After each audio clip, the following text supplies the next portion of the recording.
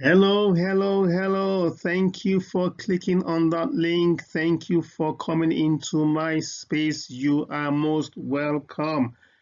This is the fourth podcast in the radiation series, and I've titled this one Understanding Radiation, the Final Part. This podcast will change your lives forever. That is a guarantee.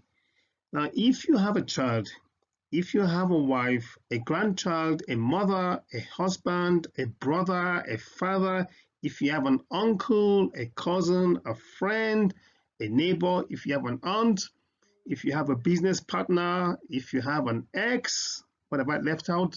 If you have a grandparent, essentially, if you're breathing and you have someone in your life that you love, then listen carefully to this. You need to understand radiation. Genes load the gun. However, the environment pulls the trigger. That's what we have here on the screen, right above the yellow radiation text. Why do I say this? I say this because there is a complex relationship between human disease and the environment that that particular human being is existing in. There is a relationship between the present day COVID-19 pandemic, which in our estimation we believe will end up being an endemic. There is an intertwining between what is happening today and the subject matter radiation. We took time to mention this in our first podcast. I'm going to mention this again in this podcast, but if you can, please go look out for that podcast. Now, going into the subject matter of discourse today, the radiation, which is like the energy, the frequency, the vibration that we are exposed to every day, will determine the quality or the lack of quality of life that we live daily. Looking at the screen, we can see a whole catalog of illnesses. I'm not going to go into discussing on this particular podcast these illnesses. Okay, that is not my intention for this particular podcast. However, we would like to mention two of them that you can see on this screen currently, and I will drop in a third, which is not an illness, but it triggers off illnesses. The first that I would like to mention that you can see on this screen is the blood-brain barrier, otherwise called BBB, and oxidative stress. So in this tribe, we believe three things, and I'm going to mention these three things to you. We believe in this tribe that at least 90% of doctors' visits are stress related. That means 9 out of 10 visits to the doctors are actually underlying stress related conditions. Secondly, we believe in this tribe that once the BBB is compromised, the floodgates to a whole catalog of chronic illnesses will open up. And the third thing we believe in this tribe, in context to this, which has a link to free radicals, we believe in this tribe that microwave fields can open up voltage gated calcium channels, and when that happens, our parasympathetic component of our central nervous system will be severely messed up. When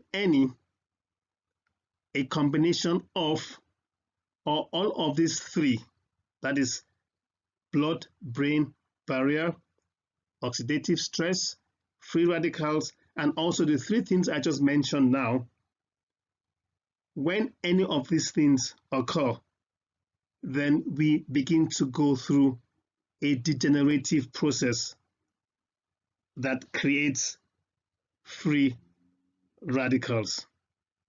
And when we experience this, essentially we are experiencing what is called in the medical parlance cell apoptosis, which is the death of our cells. Okay, we begin to experience that. And at best, we experienced a fast aging process.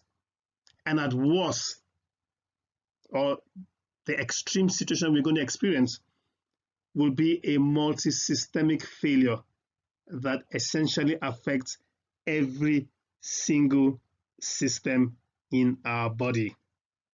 The length and quality of our lives from today onwards, post-COVID-19, will be a direct reflection of what we expose our bodies to. Welcome to Censuses. This is where our tribe members reverse their age. This is where we age backwards. This is where we experience the Benjamin Button lifestyle. And this will be experienced in the midst of a post-COVID-19 world. Welcome to the final part of understanding radiation. We've taken time out in the last three podcasts on radiation to lay a proper foundation with respect to how it is of such importance and how much our new normal, which is a buzzword being thrown around quite often today, most especially post-COVID-19, how much we will be doing ourselves so much of an injustice if we do not understand how radiation will affect our lives post-COVID-19. We will now continue from the last podcast, which was titled Part 2, Understanding Radiation. So what I'm going to ask for you to do as you go to the next screen is please stay tuned. We're going to walk through this final podcast. It is a lengthy one, I must say, and I'm determined to end this foundation laying process on radiation with this podcast. So you will please need to hang with me as I take you to the next screen. Thank you.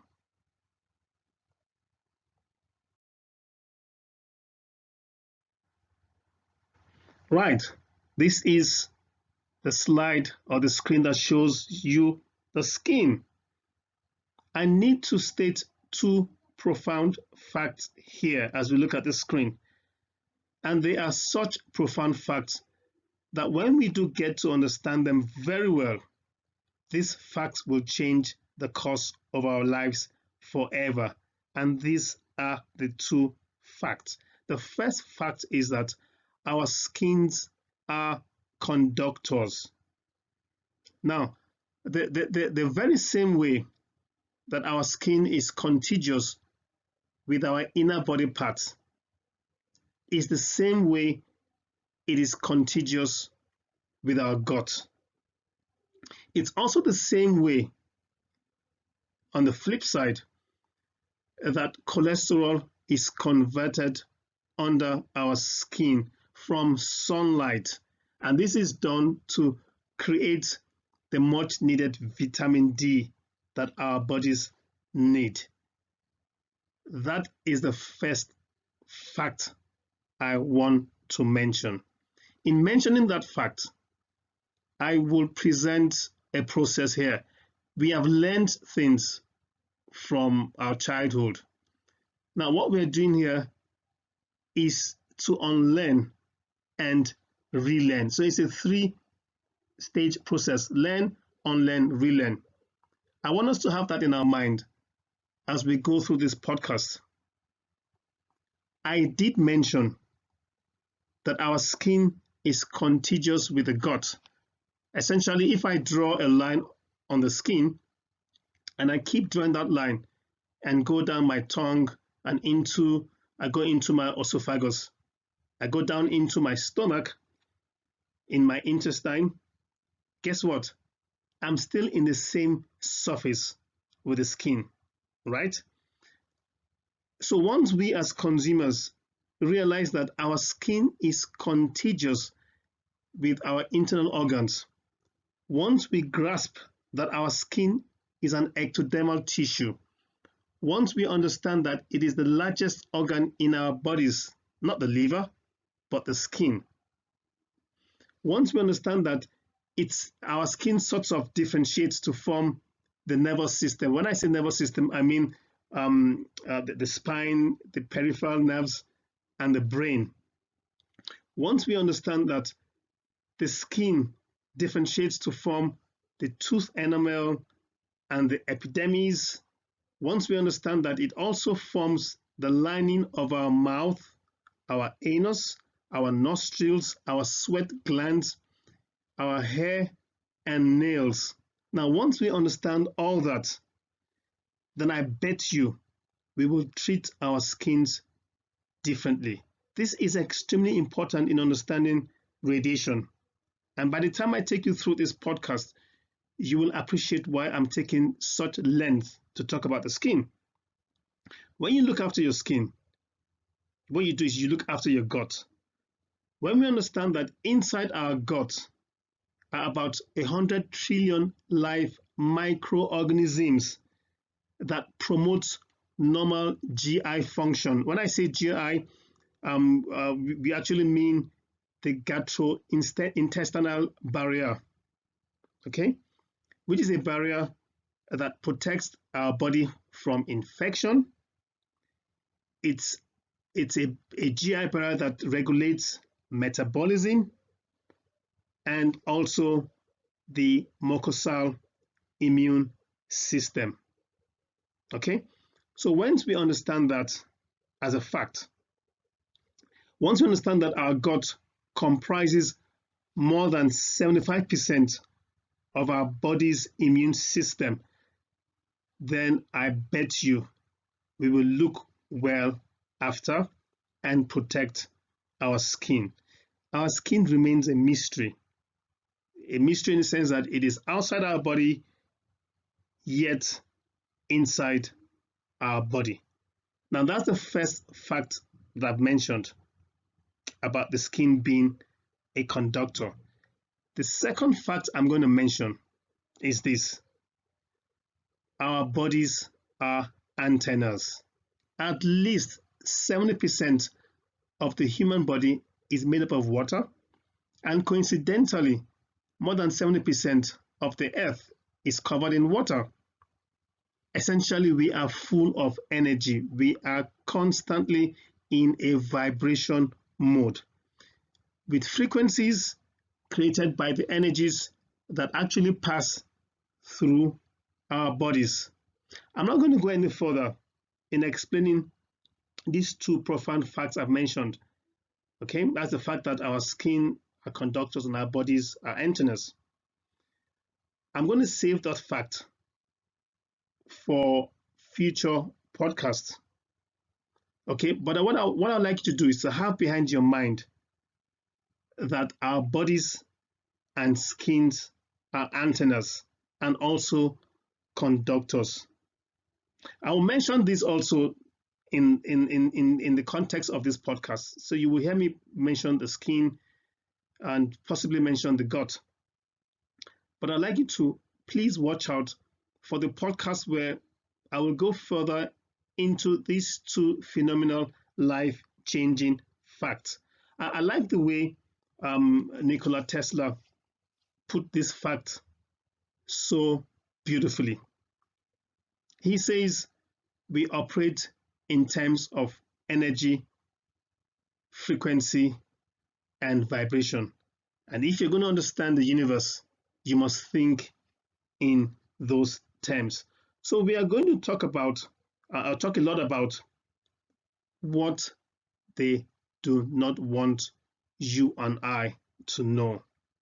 We are going to discuss that in this particular podcast. Remember that we are here to unlearn and relearn. Whatever we've learned in the past, let's keep hold of that, but let's have an attitude that we're going to unlearn and relearn. We will now talk about ionization.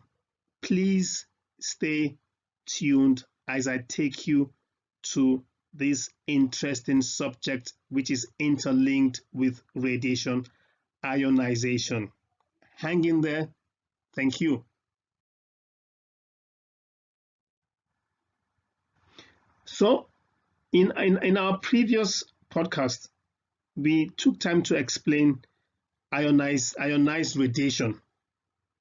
I'm going to continue with this final podcast on radiation by stating a scientific fact that is well embraced by all.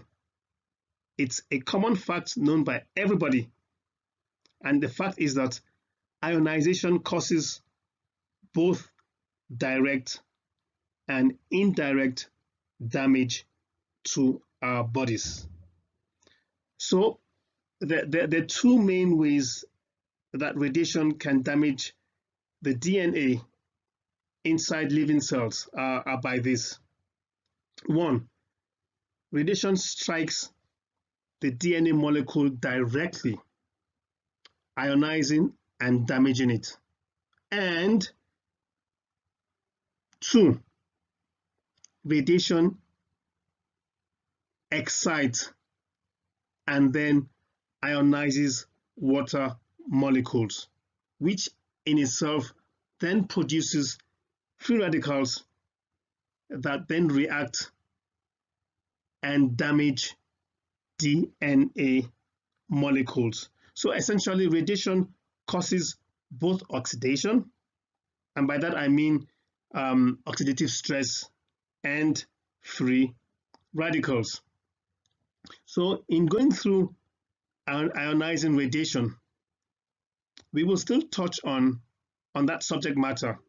However, our focus will be more on non-ionizing radiation. So let us look at some facts here. Okay, I'm going to share two facts here.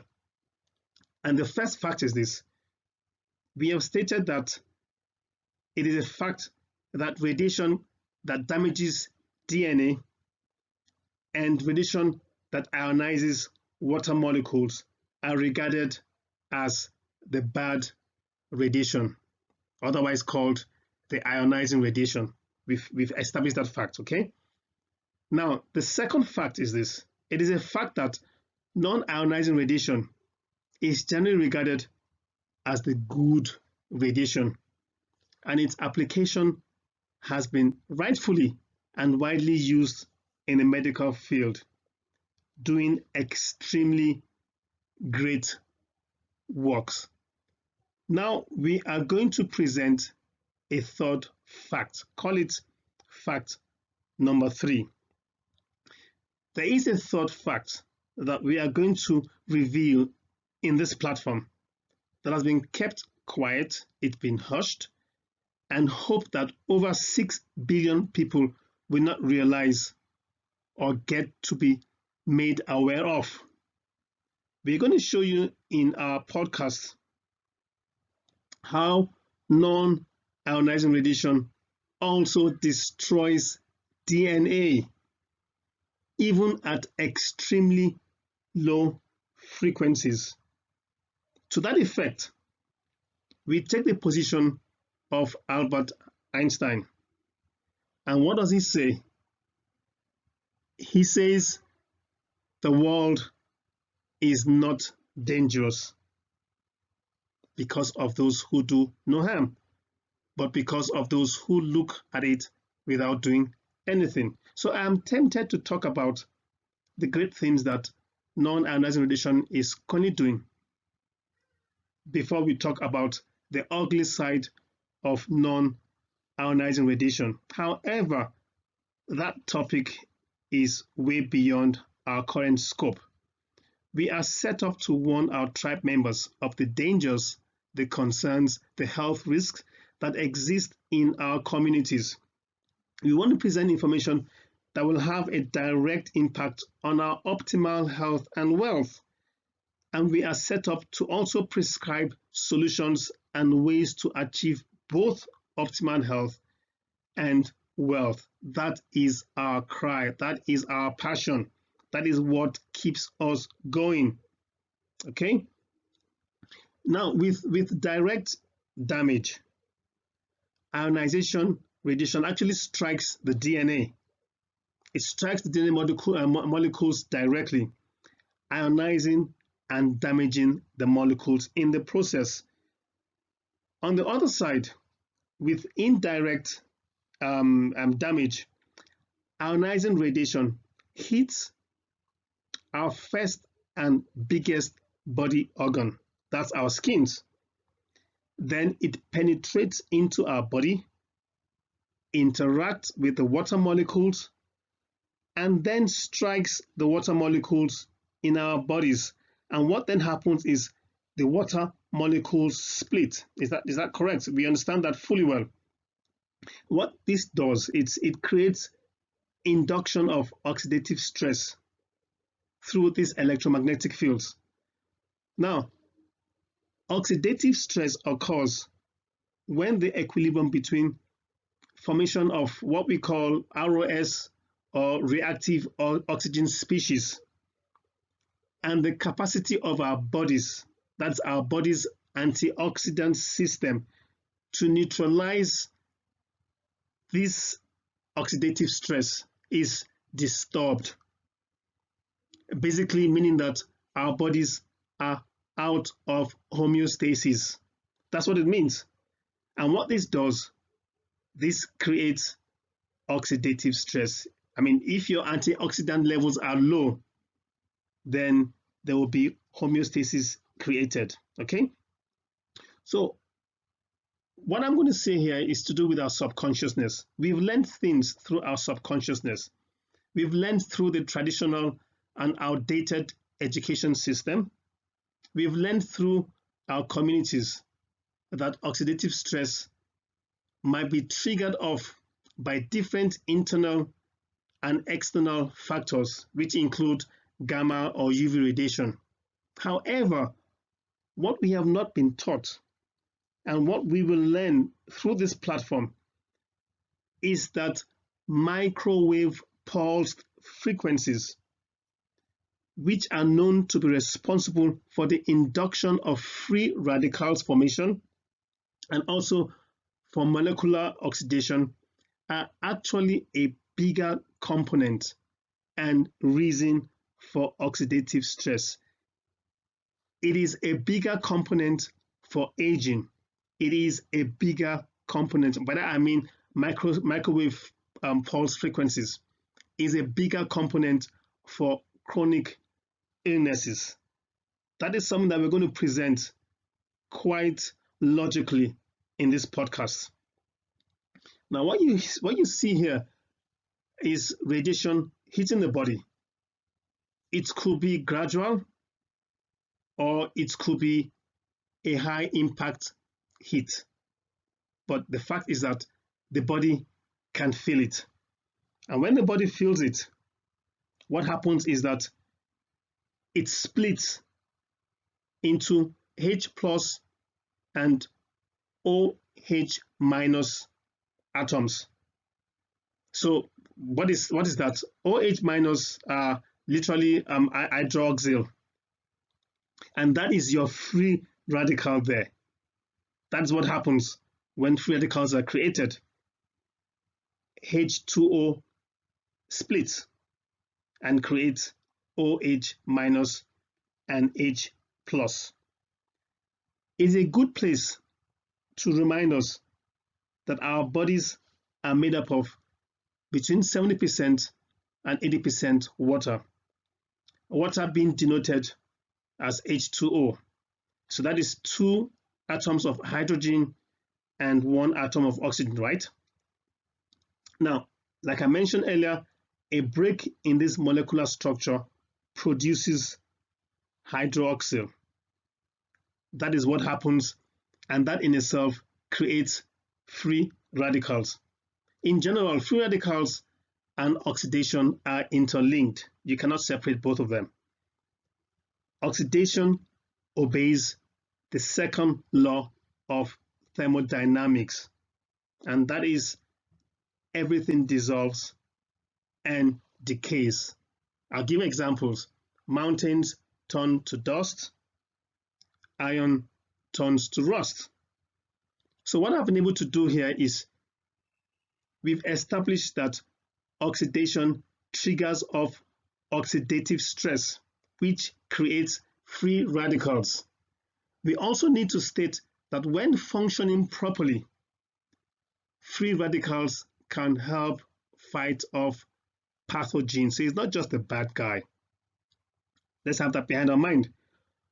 Now, over the last few decades, it has been revealed that EMFs, that's electromagnetic fields, at extremely low frequencies are capable of increasing the production of free radicals, including hydroxyl free radicals, which in themselves can cause DNA double strand breaks. Don't bother about what that is. You'll get to understand much later in this podcast. Now, in its simplest form of definition, free radicals are unstable atoms that can damage neighboring cells, causing illnesses and aging. Free radicals are linked to aging and a host of diseases, both chronic and life-threatening. Free radicals destroy and damage adjacent cells. Ionization causes damage indirectly by producing free radicals. The major source of free radical injury in our bodies is through radiation. That is the major cause. This is what we allow to happen to our body when our cells are oxidized and under sympathetic stress. There are two kinds of stress. There's the parasympathetic and there's the sympathetic. We call it cellular suicide. Okay? So essentially, we are allowing self-destruction take place in our bodies, and this has grave consequences. In medical parlance, as I believe I mentioned earlier on, in medical parlance, this process is also called apoptosis. But there is good news. And the good news is that this process can be reversed. We will show you in this tribe how to reverse aging, how to reverse apoptosis. Like mentioned earlier on, 9 out of 10 visits to the medical doctors are caused by stress, and essentially they can be avoided. We know that when ionizing radiation goes through our bodies, they cause ionization of the water molecules in our body, okay? Essentially making our bodies toxic, right? We've established that fact. So the question here is this: what happens with non-ionizing radiation? Now, with non-ionizing radiation, we have established that oxidative stress and free radicals are created when our bodies are attacked with radiation. And having said that statement, we're going to look much closer into non-ionizing radiation to link that up with oxidative stress, with free radicals, and with comorbidities. So what are the main causes of oxidative stress? There are different things that cause stress in the body. Factors that may increase a person's risk of long-term stress, which is oxidative stress, include but not excluded to things like obesity or big foodie diets in high that are high in fat, in sugar, and also processed foods. We also have stress created by smoking cigarettes or other tobacco products, alcohol consumption, pollution, exposure to pesticides or industrial chemicals, and also big pharma medications. But most especially and most importantly and relevant to this particular podcast is big telcos exposure to non-ionized radiation. So now we have shown you what is commonly thought as what exposure to ionized radiation causes. We've established the fact that also non-ionized could cause more of this. So let's look closer and deeper at non-ionized radiation. Let's take a deep dive into that space. So hang in with me as we go to the next subject matter. Thank you. So non-ionizing radiation refers to any type of electromagnetic radiation that does not carry enough energy per quantum to ionize atoms or molecules. That is, it doesn't have enough energy or vibration to completely remove an electron from an atom or from a molecule. That is what non-ionizing radiation essentially refers to. NIR, which is an abbreviation for non-ionizing radiation, is radiative energy. That is energy that instead of producing charged ions when passing through matter, okay, has sufficient energy only to excite the matter. So it works largely with heating and vibration. It doesn't have enough energy to knock off an atom or to remove an electron. It doesn't. It excites, okay, and it heats and it vibrates.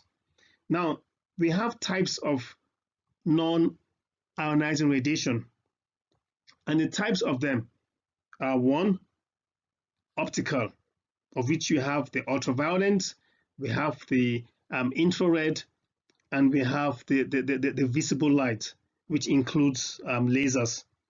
So that's the one type of non-ionizing radiation. The second one is radio frequency radiation, which has two components. I've lumbered three into two, which is the microwaves and radio waves, and also extremely low frequency.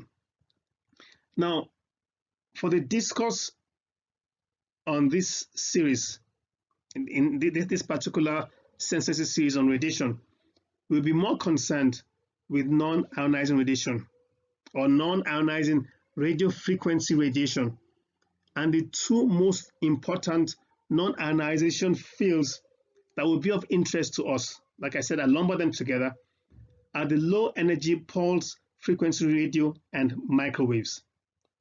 We are going to look more into the low energy pulse frequency, which in the form of radio and also in the form of microwaves. So when we say pulse frequency, we mean pulse modulated radio frequency triggers, which are waves that carry information.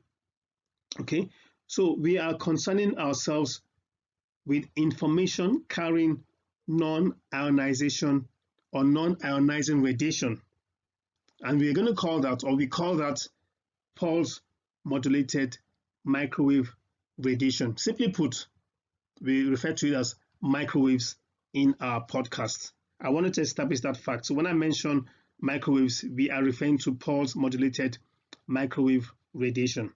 Okay, so now let us look at the two main regions of non-ionizing radiation. Now, the NIR spectrum is divided into two main regions. It's the optical radiation and the radio frequency radiation. Now, the top one you can see there is the optical radiation. That's the first one. Optical can be further divided into ultraviolet, visible, which includes lasers, and also infrared. At the bottom spectrum, or the bottom level, we have the radio frequency radiation, which is the second one, which can be further divided into microwaves and radio waves, and secondly into very high frequency, and low frequency. Okay, so those are the two subsections of the radio frequency radiation. Non-ionizing radiation originates from various sources, which stem from two main origins: the natural origin, such as sunlight or lightning discharges, and the second one being the man-made origin, which we can see in wireless communications, we can see in industries, we can see in scientific and medical applications. Now, the first non-ionizing radiation, which is the optical radiation sources, are centered around ultraviolet, beg your pardon, and also around infrared and visible light. And these are those with higher energies, and these are going to be termed as UV radiation. And then we have the lower energy ones, which are termed as IR, or infrared radiation. I know I'm passing across so much information. I'm not going to have time to go through each of them in details, but I'll try my best to cover as much as possible. Now, I've mentioned two subsections of optical radiation, being the higher energy, which we've termed the UV radiation, and also the lower energies, which are termed the IR, infrared radiation.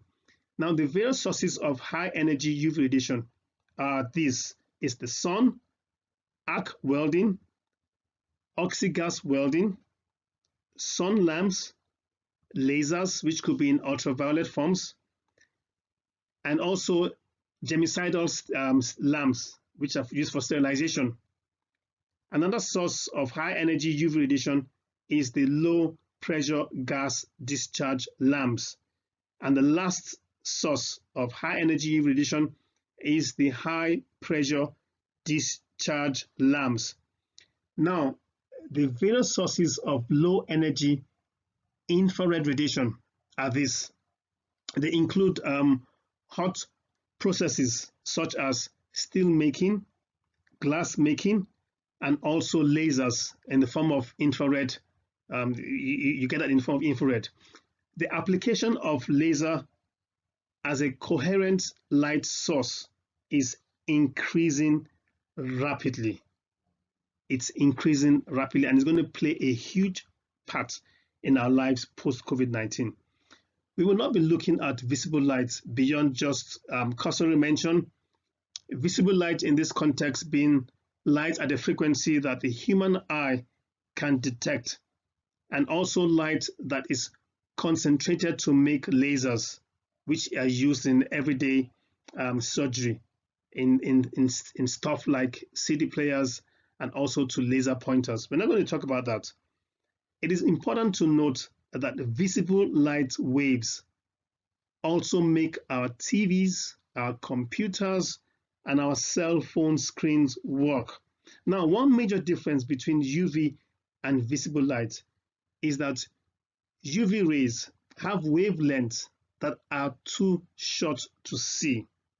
So the sun produces visible light. Okay, we'll be looking more at the invisible light that the sun produces, which is the UV waves. Incandescent light bulbs, fluorescent and neon light are other examples of visible light that we also see on a regular basis. We will not be looking at these ones in this particular podcast. I needed to mention that.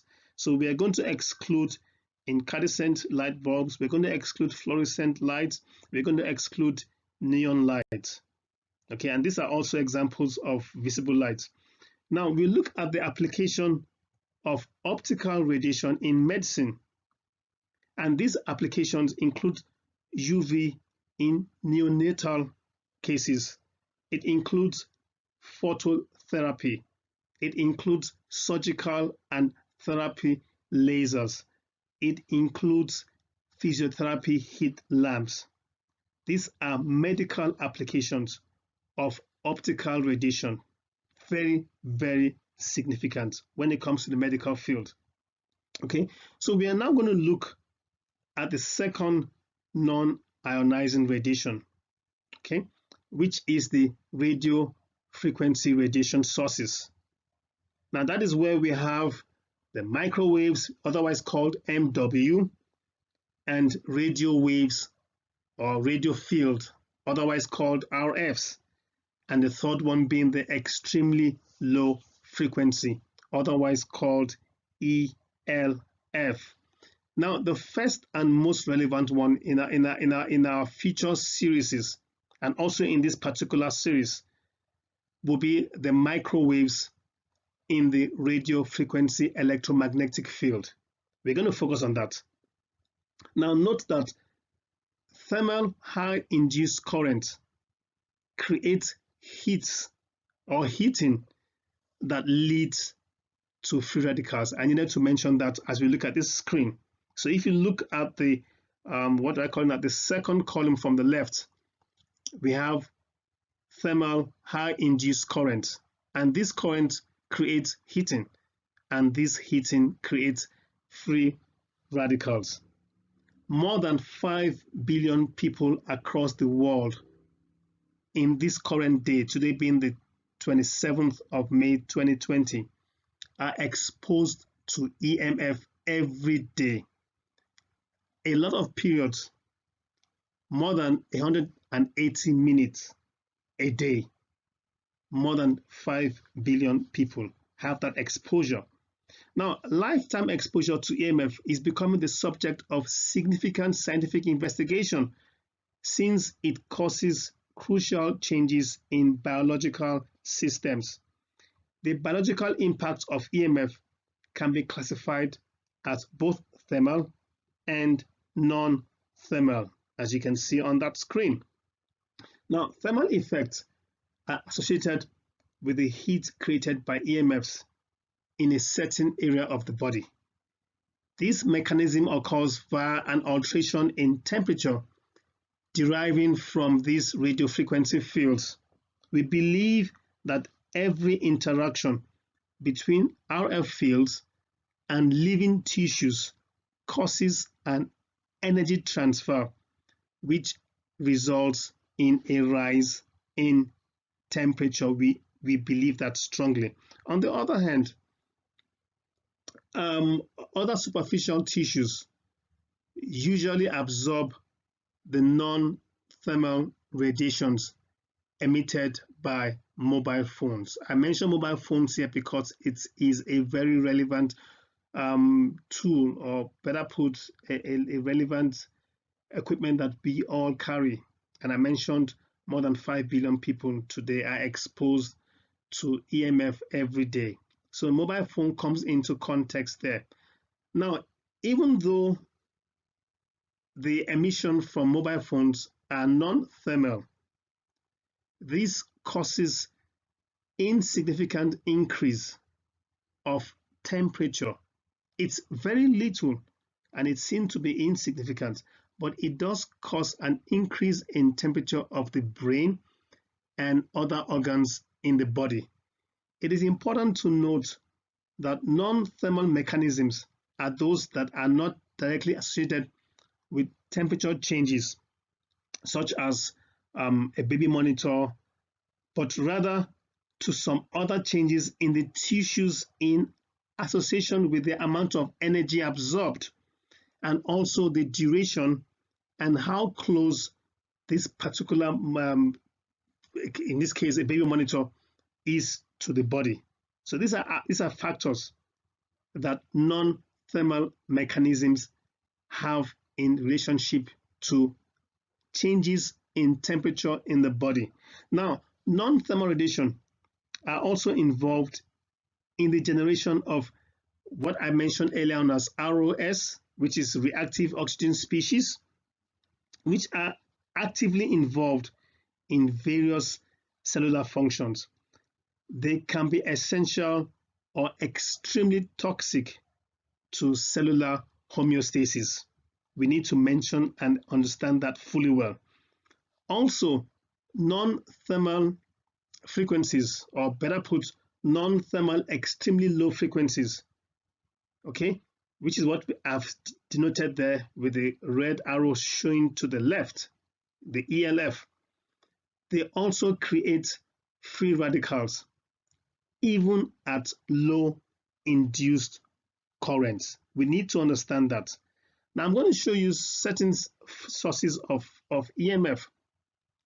As mentioned, that the first source in radio frequency radiation use microwave radio frequency, which is otherwise called MRF or RF radio frequency, which have different applications, such as we can find in traffic.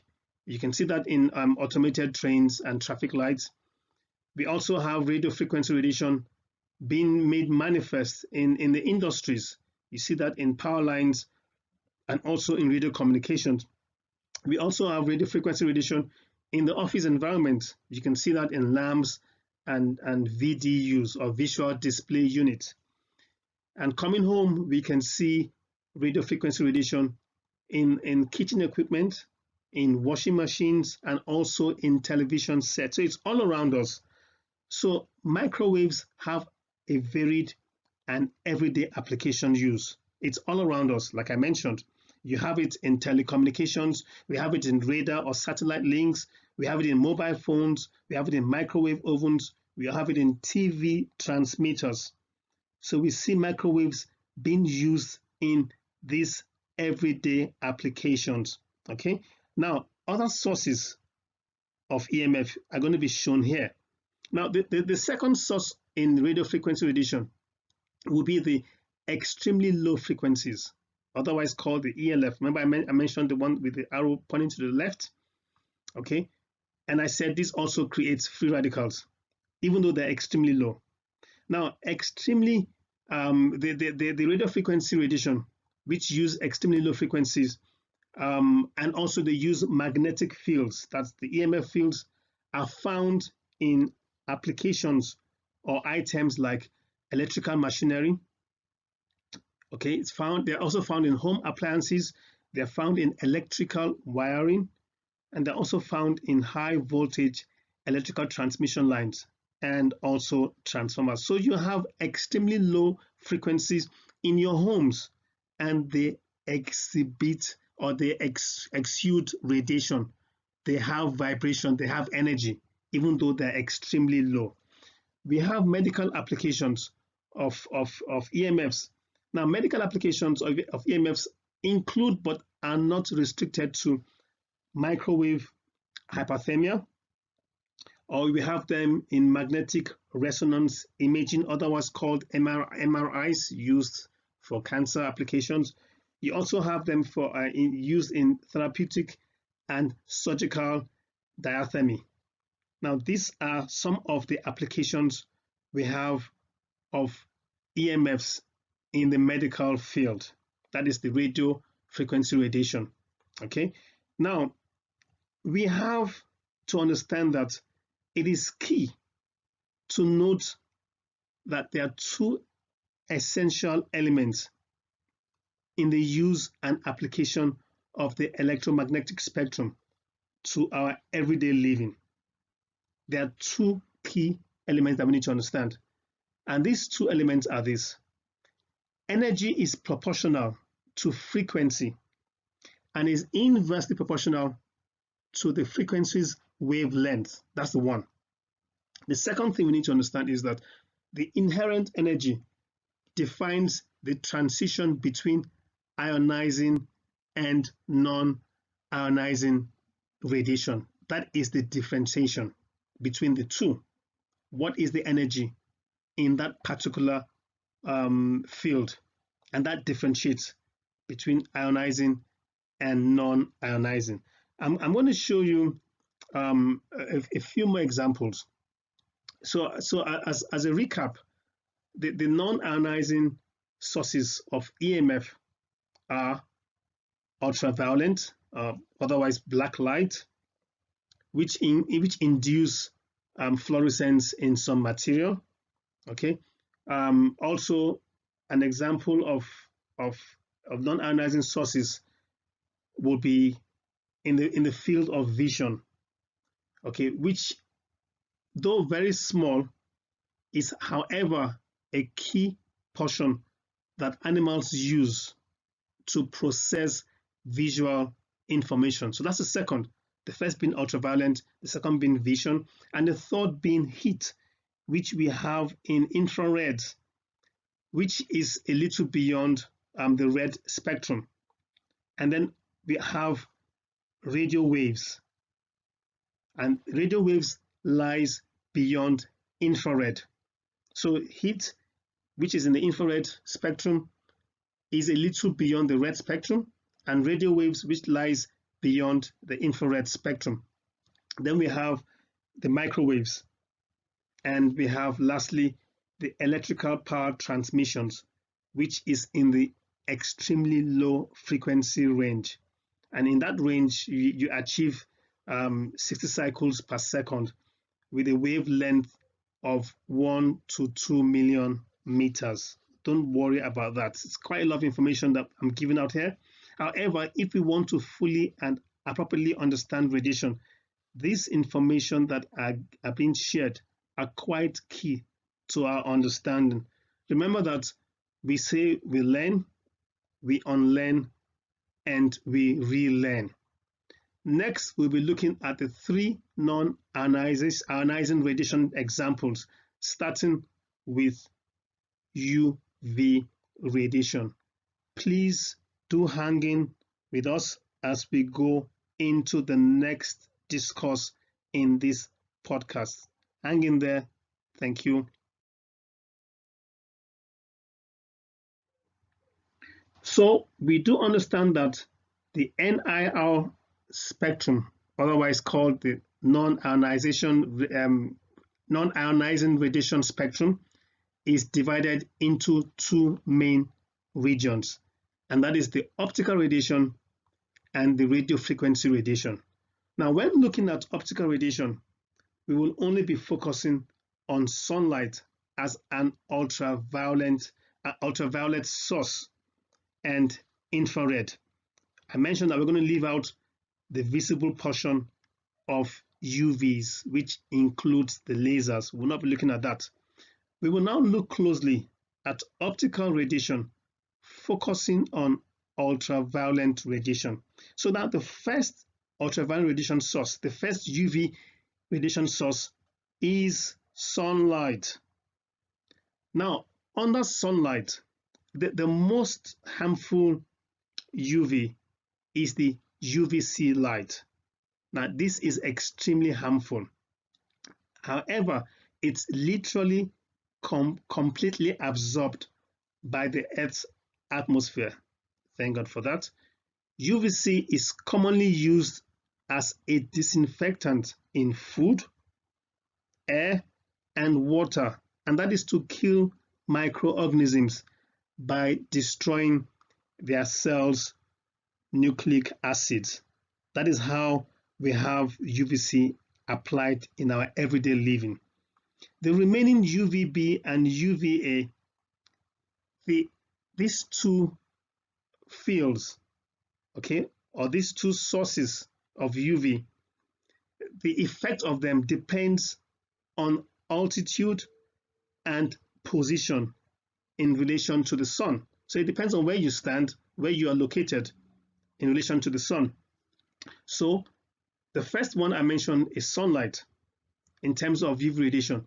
The second UV radiation source we'll be looking at, or I'm going to mention, is the fluorescent lamps, incandescent light bulbs, mercury lamps, or your pest control, which you find in fly lamps, neon and LED lights. That is the second UV radiation source, which we're not going to talk about. Now, the third UV radiation source, you find them in electrical arc welding. Now, this can damage the eye and they can damage the cornea. The fourth and last UV radiation source are found in lasers. So those are the four major components of the UV radiation source. The next thing I'm going to talk about will be the target organs. Now, UV adverse effect on health cannot be undermentioned. Okay, it has adverse effect on health, and its target organs are largely the skin, the eyes, and our immunity, with benefits in vitamin D synthesis and also in respect to immune system regulation. I put that there on the screen. You can see on the left the benefits for health. Okay, so what happens in the case of ultraviolet interactions? I'm going to talk about that now. What happens in that case are the fact that the near ultraviolet is absorbed very strongly in the surface layer of the skin by electron transitions. So as you go to higher energies within the non-ionization limit, the energies for many molecules are reached, and the more dangerous free radical and photoionization processes begin to take place. That is what happens. Okay, and I've shown that quite carefully on this screen. Now I'm going to show you UV protection by the ozone layer. You can see there we have UVC, UVB, and UVA. Now the ozone layer in the upper atmosphere is important for human health because it absorbs most of the harmful ultraviolet radiation, which is the UVCs. It absorbs this from the sun before it reaches the surface of the earth. Now that is the ozone layer. Now, the ozone layer is being tampered with, but I'm not going to talk about that in this particular podcast. Now, the last thing that is the most important to mention on ultraviolet interaction is that the higher frequencies in the ultraviolet field are ionizing radiation, and this can produce harmful physiological effects ranging from sunburn to skin cancer. So sunburn is primarily an effect of UV, and ionization produces the risk of skin cancer. That is a fact. Okay. What are the biological effects of non-ionization on the body? I've grouped them into four parts here. Now, there are immense biological effects seen with NIR relating to human health, and a lot of them have been kept unpublished from the general populace. Basically, the media is keeping mute on this. These effects are constantly being reviewed by people who are concerned about our health. I'm going to mention a few of them here, and we would like for you to take good note of them, as these become the basis of what we call the new normal radiation virus. The objective of establishing a foundational radiation is to zero in on what we in this tribe call the new normal, which is the radiation virus.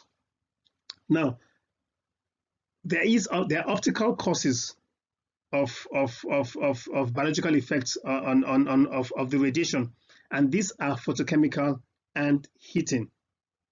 Okay, electrochemical NIR fields also lead to surface heating. It leads to skin penetration. It leads to electrical burns. It leads to shock, and also leads to oxidation in the eyes, the brain, the heart, and respiratory organs. We have a combo of the effect of electromagnetic NIR fields on the body. Now, this screen that you see here, and our opening screen where I had that little baby with different chronic illnesses, we're going to look at those two screens more closely in subsequent podcasts. I would like you to take a note of this. We are not going to delve further into the different effects that I've actually put out here, but take a mental note of them. So what we've been socialized to believe are some biological effects of ultraviolet rays, which are not in themselves precisely accurate. We say we made to believe that because there has been a loop-sided view on UV, and a lot of the effects and benefits are suppressed for financial gain. When I say financial gain, I'm talking about your big cosmeceuticals and big pharma. These are the two big industries that have published sponsored studies that have bombarded our media space for decades. And what do? For instance, the big cosmeceuticals, they sell you skin protecting creams, which they call SPFs, the moisturizers. Okay, now this is a huge industry, and that's why I've seen that there is a loop-sided view on UV. Now, some of the well-published effects of UV are aging of the skin, reddening of the skin cancer upon prolonged exposures, corneal injury, and lastly, photosensitization, which happens with some chemicals. Now, some of the not published effects and benefits of UV are as such as this. If you look closely on the screen, I've put in a star, in a 5-star there on the left hand side. Weakening of the immune system, is that one of the effects of UV rays? Well, I'm going to make a statement here, which I've made in previous podcasts, that the synthesis of cholesterol, okay, to produce the much needed vitamin sunshine, which is called vitamin D, is done with the benefit of UV rays. So without UV rays, your body cannot synthesize cholesterol to produce vitamin D. Make a note on this. I'm going to touch on this as we progress. Now, here is a question to us as we've presented just now, both sides of the coin. That is the benefits and the effects or the ill effects of UV rays. The question here is this: do UV rays actually weaken or strengthen our immune systems? We're going to present this fact in other podcasts. Please look out for this podcast. It will change your life, guaranteed. Okay, we need at all times to present and promote a balanced view on health matters. And as such, we're going to mention something which is a negative effect, so to say, of ultraviolet radiation. And make a note that ultraviolet radiation, right, the UVR, is one of the most critical abiotic factors for life on Earth. And it influences and affects ecosystems and the organisms that live in that particular ecosystem. So in spite of the beneficial effects that we are advocating, okay, sunlight actually also threatens living organisms, and excessive UVRs in certain wavelengths can promote damage in their molecular machineries. We need to mention that. Now, such deleterious processes can alter marine ecosystems and alter their productivity. And what that does is that it then affects species diversity, it affects the ecosystem stability, it affects the trophic interactions, and also the global biogeochemical cycles. These are some of the adverse effects of sunlight, of UVC. We take the good and we enhance it for our optimal health and wealth. There's enough troubles on the earth to begin to dwell on the negativity. We are going to dwell and focus more on the positive side of sunlight or of UV rays. And one big positive side of this, okay, is this.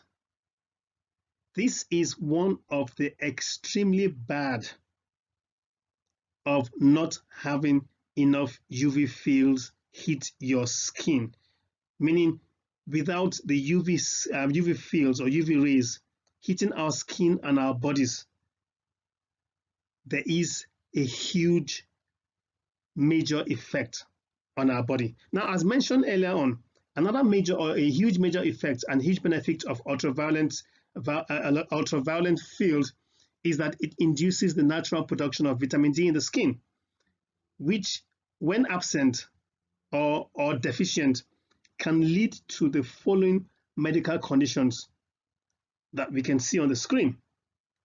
Yet on the flip side, when present, when we have an abundance of vitamin D in the skin created from the sunlight, okay, and when it's in its proper application with other factors, this can aid the drastic improvement of these same health conditions that are caused or that are present as a result of a deficiency.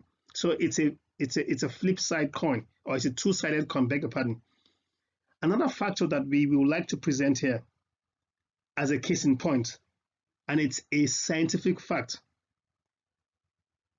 When we understand the benefit of UV field in its proper application, when we understand its application, this understanding could save the lives of millions of people post COVID-19. Now, if you can, do listen to our podcast on sunlight and also watch out for information we're going to be putting out in some of our sunlight series podcasts. So we've gone through this, but I want to mention this as you're looking at this screen. Just 15 to 30 minutes a day of the sunshine vitamin can reduce heart attack and strokes by 25%. We are extremely confident of that fact. So now the second and last type of ionizing radiation under the optical radiation type that we're going to be looking at is the infrared radiation. So I'm going to jump now to talking about infrared. We are now done with UV radiation. Okay, so now we're looking at infrared under optical radiation. So stay tuned with me. We've gone past 1 hour. I promise you this podcast can go as far as 2 hours, but it's worth your while if you can go through with me. So take a chill pill and let's look at infrared radiation. Thank you.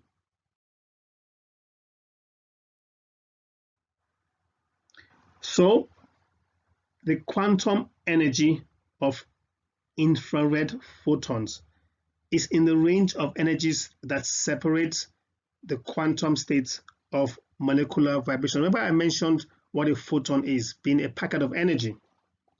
Now we need to note that infrared is absorbed more strongly than microwaves, but less strongly than visible light.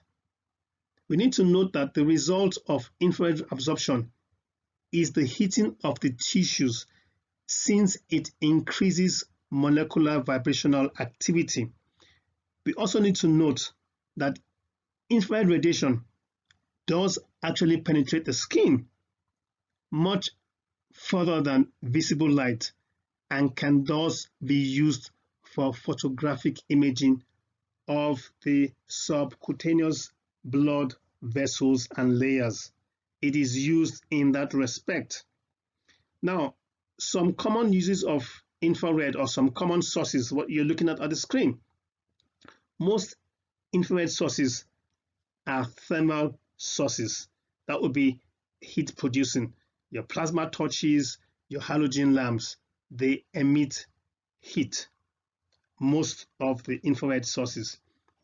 Now, infrared radiations also target organs, and these organs that are easily targeted by infrared radiation are primarily the skin and the eyes. Infrared energy is between 750 nanometers to 0.3 centimeters. I'm giving a technical fact here. Infrared energy is primarily thermal in nature. I mentioned that fact. It is the energy of heat, which means heat is a transfer of energy in that infrared range. Some effects of infrared radiation are that it can damage the cornea, it can damage the iris, it can damage the retina and the lens of the eye. An example being glass workers, causing what is called glass blowers cataract. So when you expose your eyes to that infrared without taking protection, it will cause glass blowers cataract. Its biological effect on the skin is that it heats and burns surface of the skin and tissues immediately below the skin. Another biological effect on the eyes, as mentioned earlier on, is that it damages the retina and cornea and causes what is called cataracts infrared. Okay, I mentioned that earlier on. I wanted to just buttress that point. One of the causes or the effects on the eye. It is, however, the easiest of the NI radiation types to avoid, in the fact that you can see it and you can feel it. So it's easy to avoid infrared damage to the body. Okay, so in summary, non-ionizing electromagnetic radiation is generally divided into three categories. Okay, it's the electrostatic, which has to do with it's non-time varying, and also low frequency, such as your electric house currents, your cables, your wiring in the home. And the third part of non-ionizing electromagnetic radiation will be the RF or radio frequency, which are frequencies greater than about 30 kilohertz and less than 300 gigahertz. It goes as far as that. RF frequencies or radio frequencies. Now, other forms of radiation electromagnetic in nature are in the uppermost part of the frequency spectrum, and that you go beyond 10 terahertz, and that's quite high. And this include in the range and the forms of radiation electromagnetic frequencies in nature. In the uppermost range will be your infrared heat, your visible light, and ionizing radiation such as UV, X-rays, gamma rays, and cosmic rays, as I've shown on this screen. Now, this is a good place to state and note another huge statement of fact. And that fact is this, that all forms of radiation can have adverse health effects when the energy is intense enough and or when the exposure to that particular energy is extended long enough. So it's important to note that. Now, this concludes both the optical and the infrared radiation types. Now, the third and most important type of non-ionizing radiation that we're going to look at is the radio frequency spectrum radiation. This is the one. This is the killer of all. This is the big one. This is the radiation level which is typically greater than 30 kilohertz, as mentioned earlier on, and less than 300 gigahertz. That is the range that we have the radio frequency playing in. That is a huge range. We are going to spend a considerable amount of time with this last non-ionizing radiation type. This is where we have the man-made radiation, and like I said, it dominates between the 30 hertz, actually 50 hertz to 300 gigahertz. You do not want to miss this one. Please stay tuned as I take us through this extremely key important part of the EMF wavelength. Thank you so much and hang in there. So as mentioned earlier on, under the radio frequency spectrum radiation type, we have three radiation frequencies that distinguish the types. And these three, I'm going to recap again, are microwaves, which are the high induced current and radio frequencies, and also the extremely low frequencies, which are the low induced currents. Now, for the discourse on the series in synthesis, which we're going to talk about when we cover radiation, we're going to be more concerned with non-ionizing radio frequency radiation. And the two most important parts of that will be of interest to us will be the low energy pulse frequency range, which is the low energy pulse frequency radio, and microwaves. Now, for the benefit of repetition and for recollection, when we say pulse frequency, we mean pulse modulated radio frequency, which are triggers. And these are waves that carry information. So they are information carrying waves, and that will be your pulse frequencies.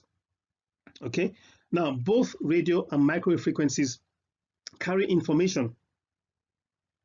RF carries data, which uses using binary data to encode, and it uses that to transmit data via radio waves. Let me repeat that.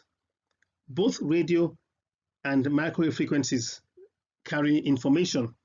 Okay, now radio frequencies carry data, and they use binary data to encode and transmit data via radio frequencies. Now, a mobile phone, a base station next to someone's house, a Wi-Fi router next to an office or on a home desk.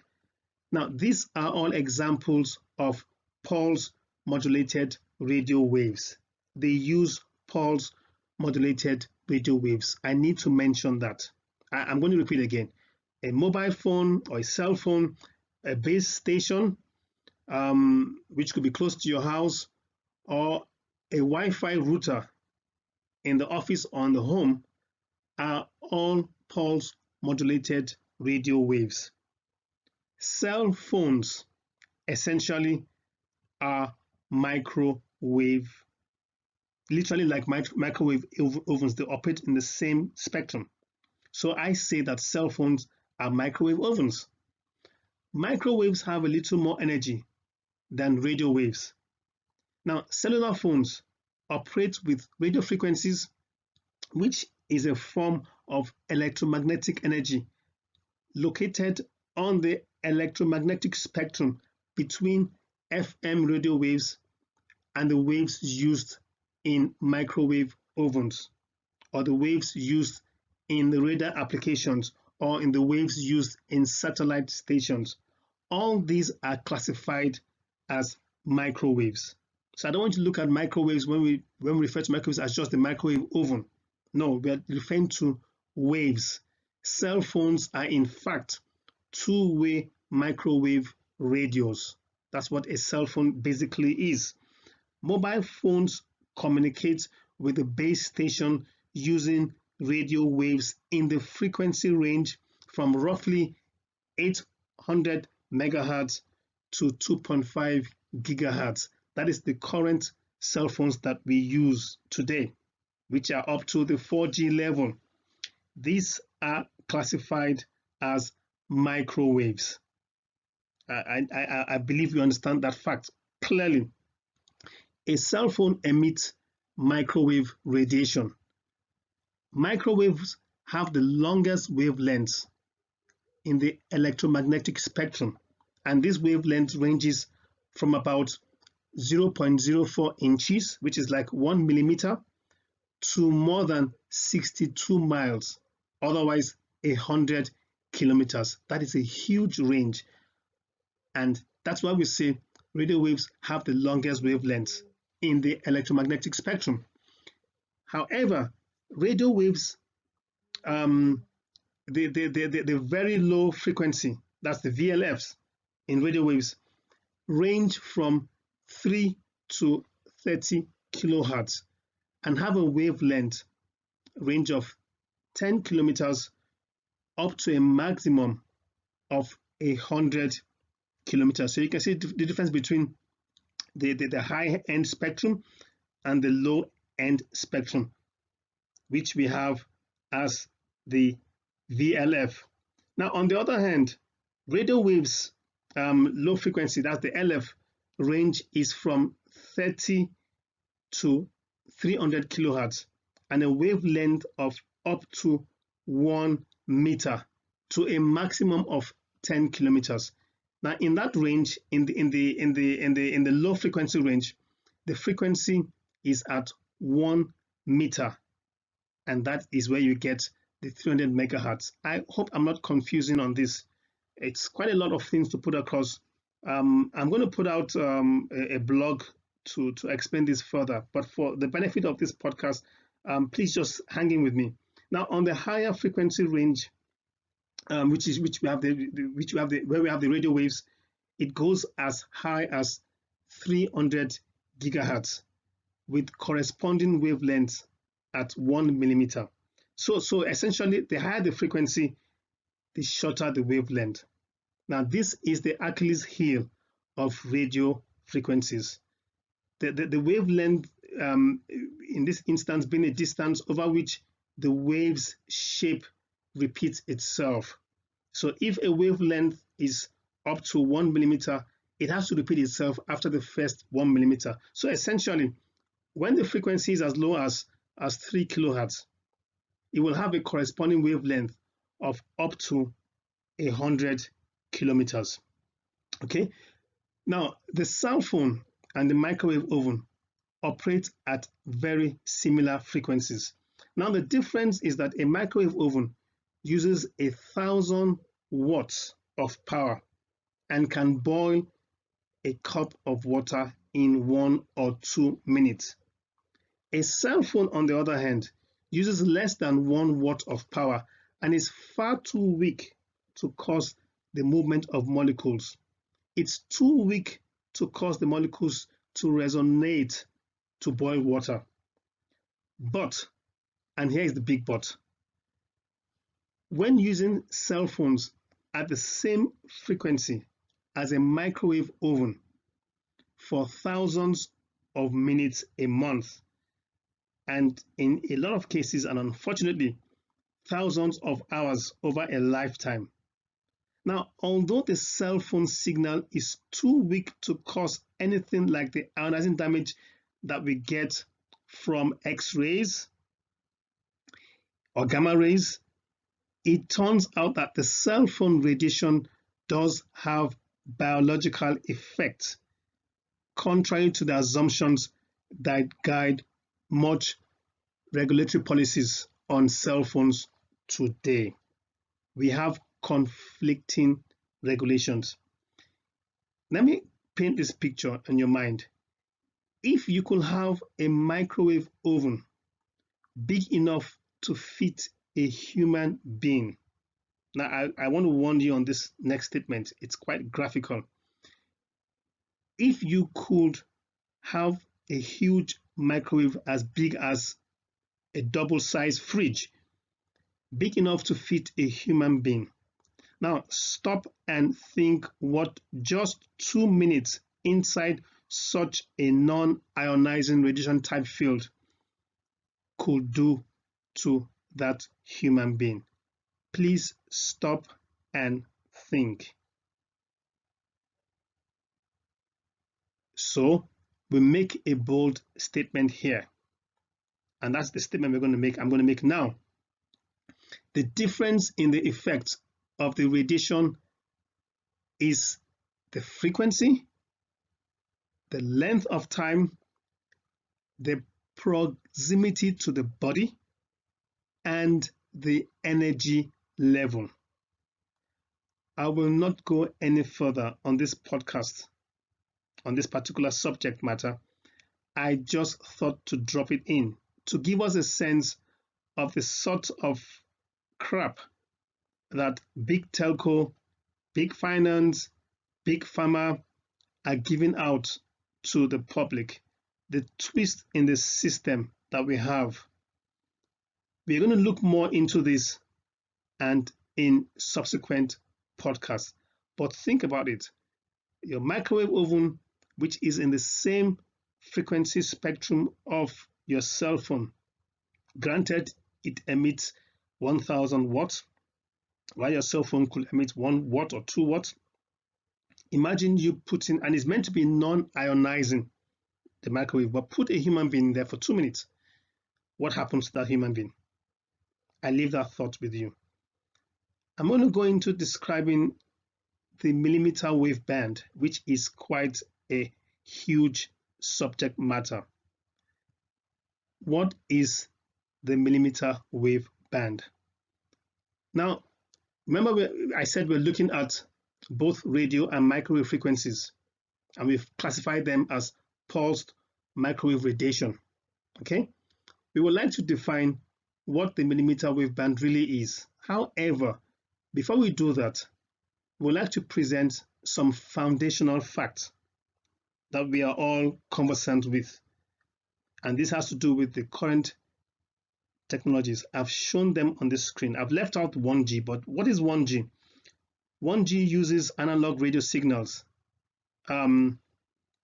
It's just voice, and it uses what is called advanced mobile phone service, otherwise AMPS. It uses advanced mobile phone service technology, and 1G operates in the 30 kilohertz frequency, quite low. 2G, okay, which is the first one you can see on the top end of the screen to the top left. 2G uses digital radio signals, and 2G is data and voice. With 2G, there was an introduction of small data services like SMS and MMS, and it introduced many of the fundamental services that we still use today, such as internal roaming, conference calls, call hold, and also billing based on services. For example, charges based on long distance calls, and also real time billing. Now, 2G uses code division multiple access, which is CDMA, and also uses global system for mobile communication technologies, otherwise called GSM. So it uses 2 standards and 2 technologies, and 2G operates in the 1.8 gigahertz frequency. 3G set the standards for most of the current wireless technology that we have come to know and love, such as web browsing, email, video downloading, picture sharing, and other smartphone technologies. These were all introduced in the 3rd generation, aka 3G. Now, 3G has multimedia services support along with streaming. But there's a downside with 3G. A 3G phone cannot communicate through a 4G network. Okay, now 3G uses the wide band code division multiple access, which is the WCDMA, and also the Universal Mobile Telecommunication Services Standard, otherwise called the UMTS. It uses both these standards and technology, and 3G operates within the 1.6 gigahertz to 2 gigahertz frequencies. It's important to note that 4G, the purpose of 4G is or was and is to provide high speed, high quality, and high capacity to users while improving security and providing lower cost of voice and data services, lower cost of multimedia, and internet over IP. Now, there are potential and current applications where we have the 4G seen itself strong in, and these include amended mobile web access, it includes IP telephony, it includes gaming services, it includes high definition mobile TV, it includes video conferencing, it includes 3D television, okay, and also includes cloud computing. But the good thing about 4G is this, or one of the good things about 4G is that from 4G onwards, newer generations of phones are practically designed to be backward compatible.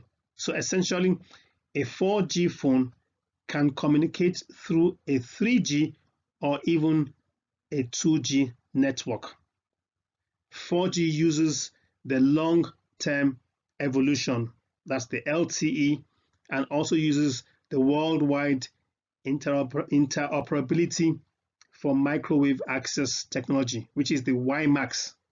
So it uses two technologies, the LTE and the WiMAX, worldwide interoperability for microwave access. And 4G operates in the 2 gigahertz to the 8 gigahertz frequency, much higher than 3G.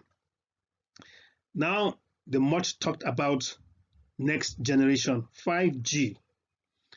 5G's purpose is to provide significantly faster data rates, is to provide higher connection density, is to provide much lower latency, among other improvements.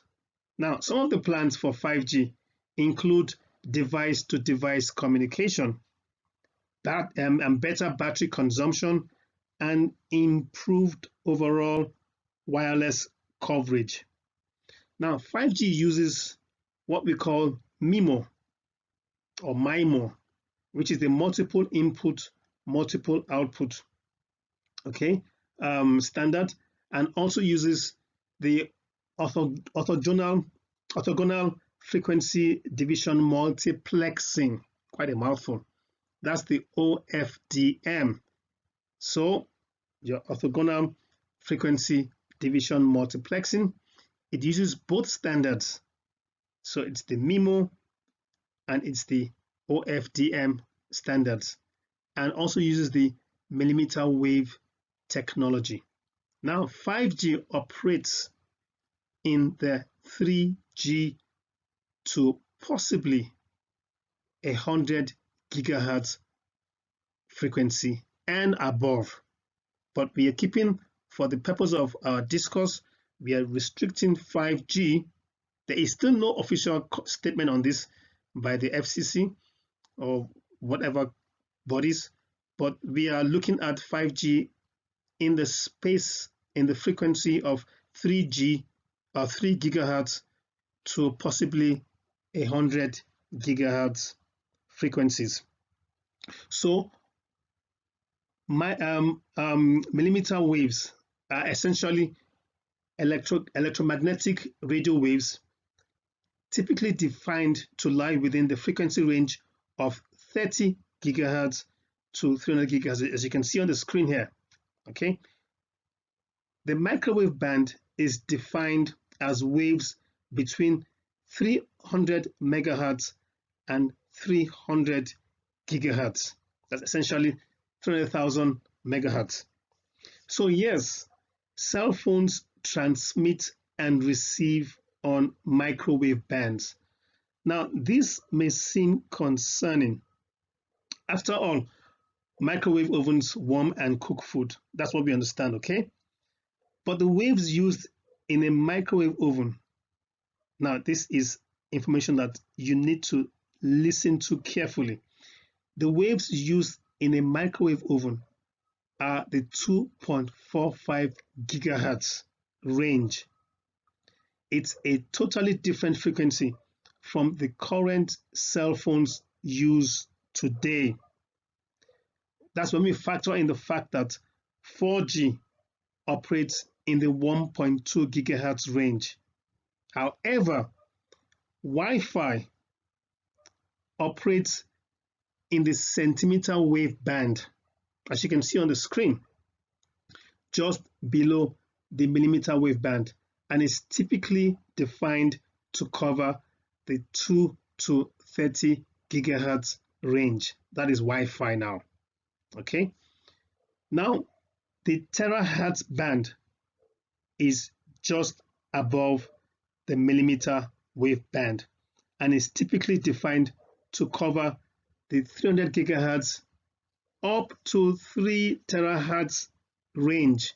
That is where you see on the right hand side. I kept my description here to cover us up to 300 gigahertz. From that point onwards, we step into the terahertz band, which is anything above 300 gigahertz.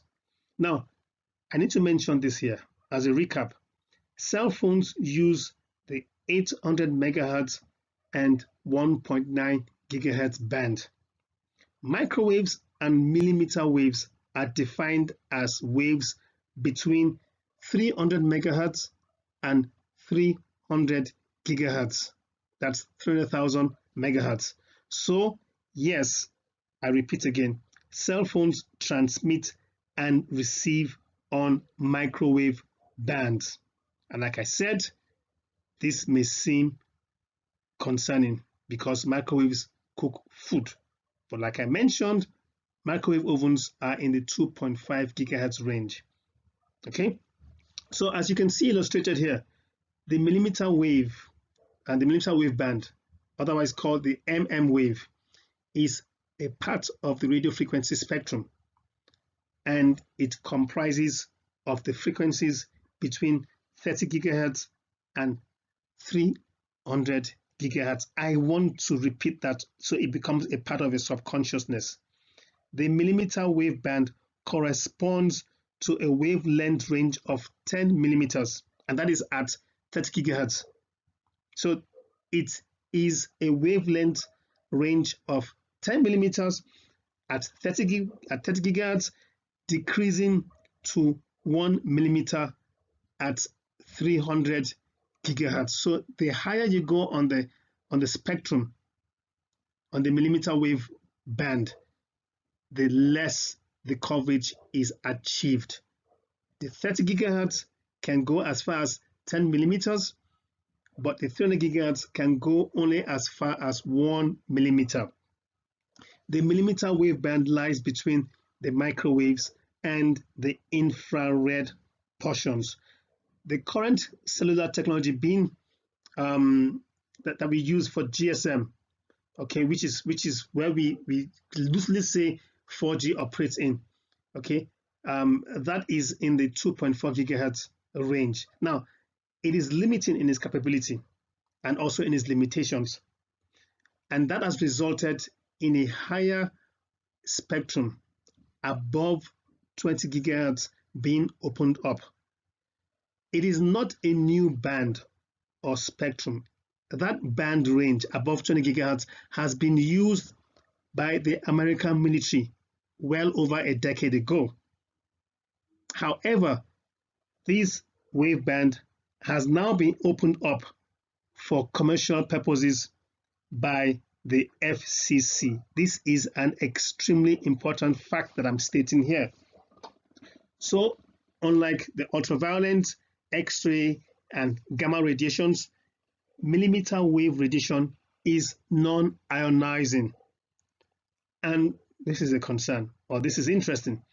The apparent and documented main safety concern for the millimeter wave radiation is when it comes to heating of the eyes and skin caused by the absorption of millimeter wave energy in the human body. That is the documented main safety concern. So the millimeter wave band includes both UHF and EHF. Those are the two bands within the millimeter wave band. In the millimeter wave band, or in the millimeter wave range, data rate is expected to be 40 to 100 times faster than today's 4G, and also faster than today's Wi-Fi or LAN technologies. That is why we are stepping into the millimeter wave range. It is 40 to 100 times faster than today's current technology. Guys, this is a beast. Now, a most interesting fact on millimeter wave is that the human body, with 75% water composition, is considered a good conductor and strongly reflects and absorbs waves in the millimeter wave range. I mentioned, and I'm going to mention again, millimeter wave frequencies, which is between 30 to 300 gigahertz, are being used for many applications in today's modern world. I haven't mentioned that. I'm going to mention to you what the applications are. These applications include, but are not limited to, radio astronomy, to remote sensing, to automotive radars, to military applications, to imaging, to security screening, and also to telecommunications. We have gone as far as showing frequency ranges as far as 10G on this screen, the 10th generation. Now, note that 6G technology is currently in advanced development stage as we speak today, the 27th of May 2020. It's in a much advanced stage. So while we are busy talking about 5G, 6G is being developed at an advanced stage, just the same way they are looking for vaccines. Okay, so what are the microwave sources? We have sources such as radar, communications, TV, heating and drying, and air traffic control. When I mean sources, I mean the applications of microwaves. Microwave radiation has a wide variety of industrial and home uses, both for heating and information transfer purposes, and it's seen in use via military applications such as the active denial systems. I want to talk about that very soon. And also in home uses in radio, TV, and microwave ovens. Its microwave radiation is also being used in baby monitors and mobile phones. Now, there are some well-known microwave radiation uses, and the well-known ones are in cellular phones, highway speed control, and in food preparation. Microwave interaction is produced by molecular vibration in solid bodies. It's also produced in molecular vibrations in water, and it's also produced in molecular vibration in ozone layers, where we also have it being used in molecular vibrations in oxygen, carbon dioxide, and also in crystals. So we have microwave interaction in so many different forms and in so many different solid bodies. These might not be important, but I'm going to mention this, that the quantum energy of microwave photons is in the range of 0.00001 to 0.001 EVs, which is the range of energies separating the quantum states of molecular rotation and torsion. This is extremely important, as I've shown in the top right hand corner. Now, the interaction of microwaves with matter, other than metallic conductors, will be to rotate molecules and produce heat as a result of that molecular motion. Okay, conductors will strongly absorb microwaves and any lower frequencies because they will cause electric currents which will heat the material. So conductors are quite important. Now, most matter, which includes the human body, is largely transparent to microwave. High intensity microwaves, as in a microwave oven, where they pass back and forth through the food millions of times, will eventually heat the material by producing molecular rotations and torsions. That's why you have that on the top right corner, that circular movement.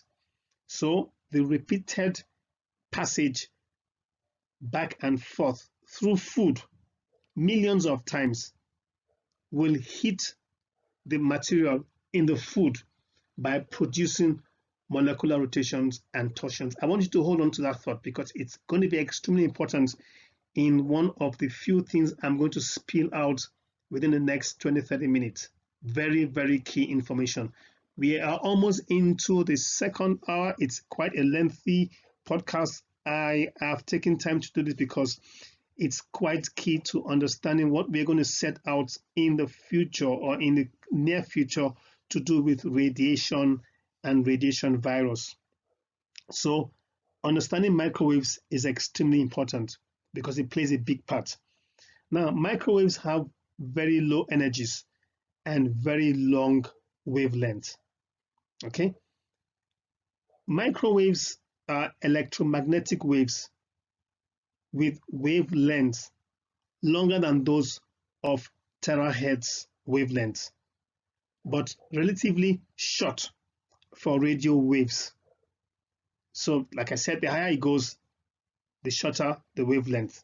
So microwaves have longer wavelengths than terahertz wavelengths. Microwaves have wavelengths approximately in the range of 30 centimeter with a frequency of 1 gigahertz up to a range of 1 millimeter and a frequency of 300 gigahertz. On the other hand, radio waves are, which are a type of electromagnetic radiation, have wavelengths in the EMS or EMF spectrum longer than infrared light. Now, radio waves have frequencies from 300 gigahertz to as low as 3 kilohertz, and they have corresponding wavelengths from 1 millimeter to 100 kilometers. So when you have the 300 kilohertz frequency, it can go as far as 100 kilometers. But when you have the 300 gigahertz frequency under the radio waves or microwave range, it goes only as far as 1 millimeter. I hope you understand that. So between both microwaves and radio waves, we have a wavelength from 30 centimeters to 100 kilometers, and we have frequencies from as low as 300 kilohertz up to 300 gigahertz. That's the range.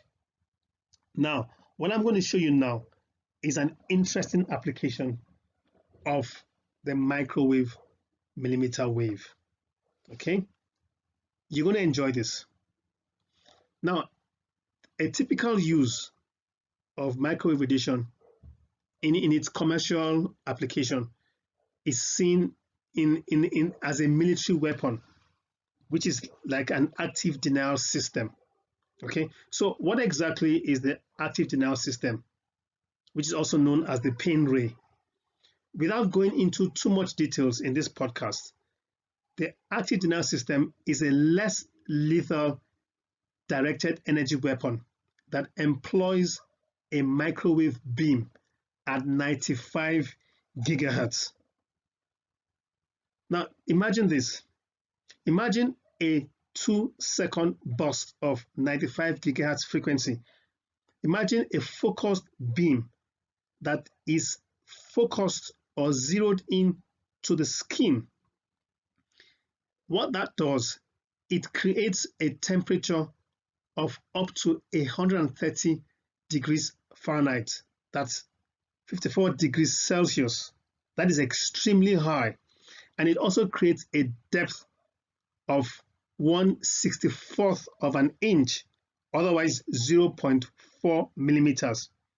Now, this is achieved in just 2 seconds, and it is claimed to cause skin pain without lasting damage. But that is just for 2 seconds. So this spectrum was developed by the military, and the 95 gigahertz spectrum was developed to facilitate weaponry. That at that level, we are talking about a weaponry spectrum or a weaponry range. This millimeter wave, the wave, this particular band, and as a matter of fact, microwaves, Wi-Fi, and microwave ovens are all from the radar range, meaning you can focus at a particular spot. So microwaves, Wi-Fi, and microwave ovens all are, and the millimeter wave are all from the radar range. So now this is an interesting fact here. Whenever the elite, anytime they want to roll out something that is a weapon, now the first thing they do is to get us used to it in a more innocuous form. And you drop your guards, okay? You embrace it. And this technology is used by the military. It is the spectrum that the active denial system operates in. Now, that is out there.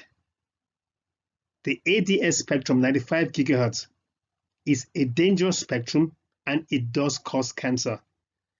Now, this technology, okay, which is available for cellular technology, or this spectrum, beg your pardon, which is available for cellular technology, has been developed and provided as a new spectrum of broadcast opened up for cellular companies to operate in.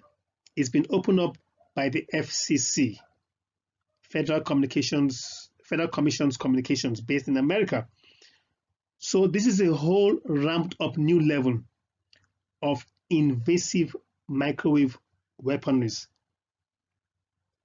What it really is that this level of EMF spectrum is a level of weaponry. Yes, I said that earlier on, is the weapons spectrum. This is the power of microwave radiation. This is the spectrum of frequency or radiation has been termed or touted as non-ionizing. It is being used in ADS. Now imagine that this particular spectrum, okay, or let's even drop it down. Now imagine this is done at a very low temperature, let's say 1 degree Fahrenheit, okay, as opposed to 130 degrees, as you can see on the screen, and it's applied to the human body at a frequency of, say, 60 gigahertz, and it's only applied to that human body for 5 hours a day on the skin and on the body. I want you to imagine what that could do to the body. I leave that thought with you. But remember one thing, at 1 degree Fahrenheit, it could very well be considered as non-thermal. It doesn't produce any heat, and also as non-damaging. And that's because we will not feel it. But I want to pose a question as I state that fact. When we do not see light, does it mean that there is absence of that light? I leave that question for you to ponder. I'm getting to the close of this podcast, and I'm going to mention this. I want to mention the biological effects of microwaves and state the fact that its effects are primarily thermal effects. So what am I saying? Direct results of microwaves on body parts are health effects and include, but not restricted to, items or activities such as the heating of molecules, the rotating of molecules at high energy levels. A direct result of microwaves on body parts is the capability of forming cataracts. A direct result of microwaves on body parts is that it can create oxidative stress. A direct result of microwaves on body parts is that it creates free radicals. These are 4 direct effects of microwave radiation on the body. Now, other long-term damaging effects are currently being studied, and they're being studied more closely. And a good number of them have been documented at levels below by the FCC, the Federal Communications Commissions. They've been graded and documented at guidelines below what the FCC consider as being dangerous or damaging. Now, some of these long-term effects, these long-term damaging effects are this. It can alter white blood cells in children. Okay? It can create leukemia in children. It can impair motor functions. It alters reaction times. It creates memory problems. It creates headaches, damaging long-term effects. It creates dizziness. It creates fatigue. It creates weakness and also insomnia. These are some of the long-term damaging effects of this specific or particular radio range, the microwave radiation range. Okay, I needed to mention that as a concern. Now, we would like to touch on a major secondary interesting problem of the pulse modulated microwave radio frequency, which is the millimeter wave field. Okay, we would like to touch on pacemakers and on the central nervous system, otherwise called the CNS. It will be noteworthy to state some rather interesting facts here as we close into 2 hours on this podcast. On the central nervous system, the microwave field creates biochemical changes which have the capacity to destroy both neurological and physiological systems in the body. I repeat that.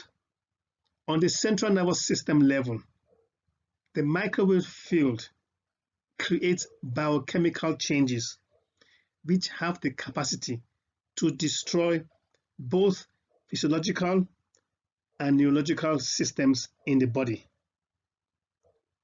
We will explain this further, but listen to this carefully.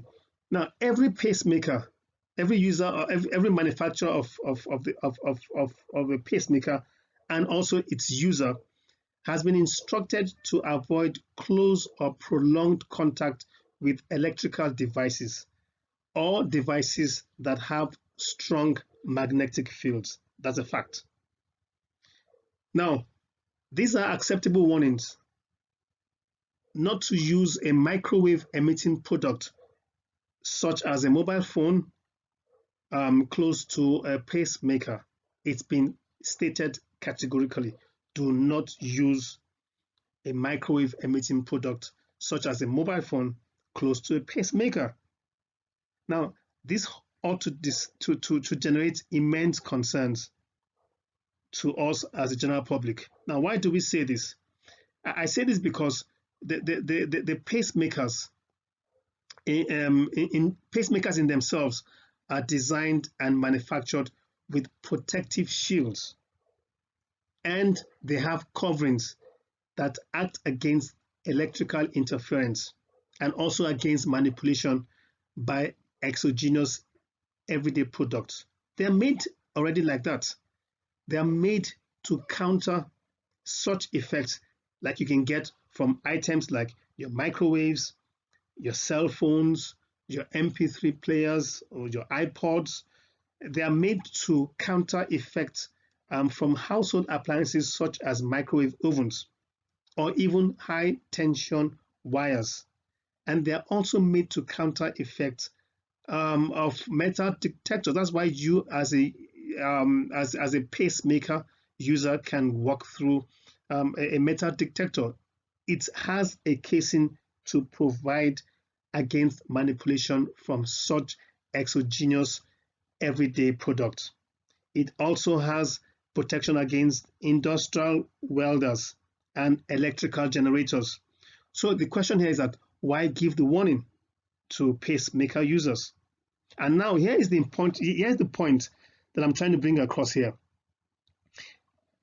When we place the pacemaker, which is in the heart or close to the heart, okay, the heart itself is endogenous. It requires self-repair, and also other internal body organs. They require self-repair, okay, and these are organs where the pacemakers have been implanted close to. However, these internal organs do not have the same protection that the pacemaker has. Yet, there is no warning, there is no caution given to any of us to keep ourselves away from EMF pulse generating frequencies, okay, or allowing them to be close to the heart and other internal body organs. Now, do we see a huge conflict of interest here? We are giving warnings when we use pacemakers against such items, yet the pacemakers have been created to provide a casing against such exogenous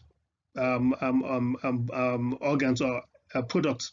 Yet we don't have such warnings when it comes to our heart or our internal organs. We shall talk more on this in subsequent podcasts. For now, we are just stating the obvious. So now we finally come to close on this podcast on understanding radiation. We would like to present some documented and recognized biological effects that NIR, that's non-ionized radiation, has on the central nervous system, has on the skin, and on the whole human body. Okay, please stay tuned as we share this critical information with you. Hang in there, we're almost going across the finish line. Thanks for staying so far. We are almost there.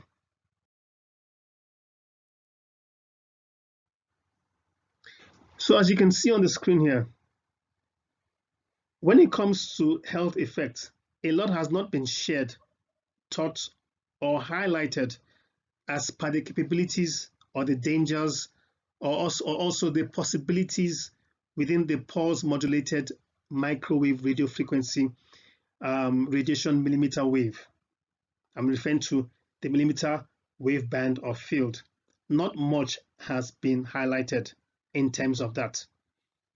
Okay, we have consciously not highlighted in this particular screen other biological effects that are much more severe than the ones shown on this table. We will, however, look at these effects in other podcasts, very short podcasts. You can refer to the opening screen where I have that child, that baby, with a whole catalog of chronic illnesses and diseases to see a subset of some of the ill effects that pulse modulated microwave radio frequency radiation millimeter wave bands or fields can have on us. You can look and see how these pulse modulated microwave frequencies actually do affect us. Now, we are a tribe that uses this platform to inform. We are a tribe that makes use of this platform to educate and empower. And if we get as few as one person, and if we get as many as over 1 million people to get educated and empowered, then we have achieved purpose, or part of our purpose. It is our passion to grow this tribe to a credible place. However, we cannot but mention a key statement of fact here, and I'll mention that very, very quickly. Now, looking at the screen under microwave, that's if you look at the top, at the left, you have microwave there. We have specified the 2.4 gigahertz frequency under biological effect. We would like to drop a stunner here. Okay, 4G and Wi-Fi operates in what is referred to as an unlicensed frequency. That is a frequency band that broadcasts at 2.4 gigahertz. It's unlicensed. What this means, if you see there, we've put there that 2.4 gigahertz is the frequency, and we've put a biological effect being the rotation of water. Okay, that's the heating of the body surface with penetration depth of greater than 10 millimeters. So what that means is this: when we say it operates at 2.4 gigahertz, we are saying that the electromagnetic wave oscillates 2.4 billion times a second. Okay, so the field that Wi-Fi operates in actually oscillates that amount of times every second. Remember, Wi-Fi operates in the 2.4 gigahertz range. So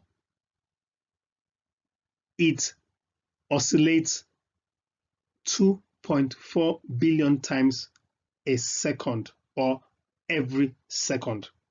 Now here's the stunner to tell you how much we have been taking for a ride.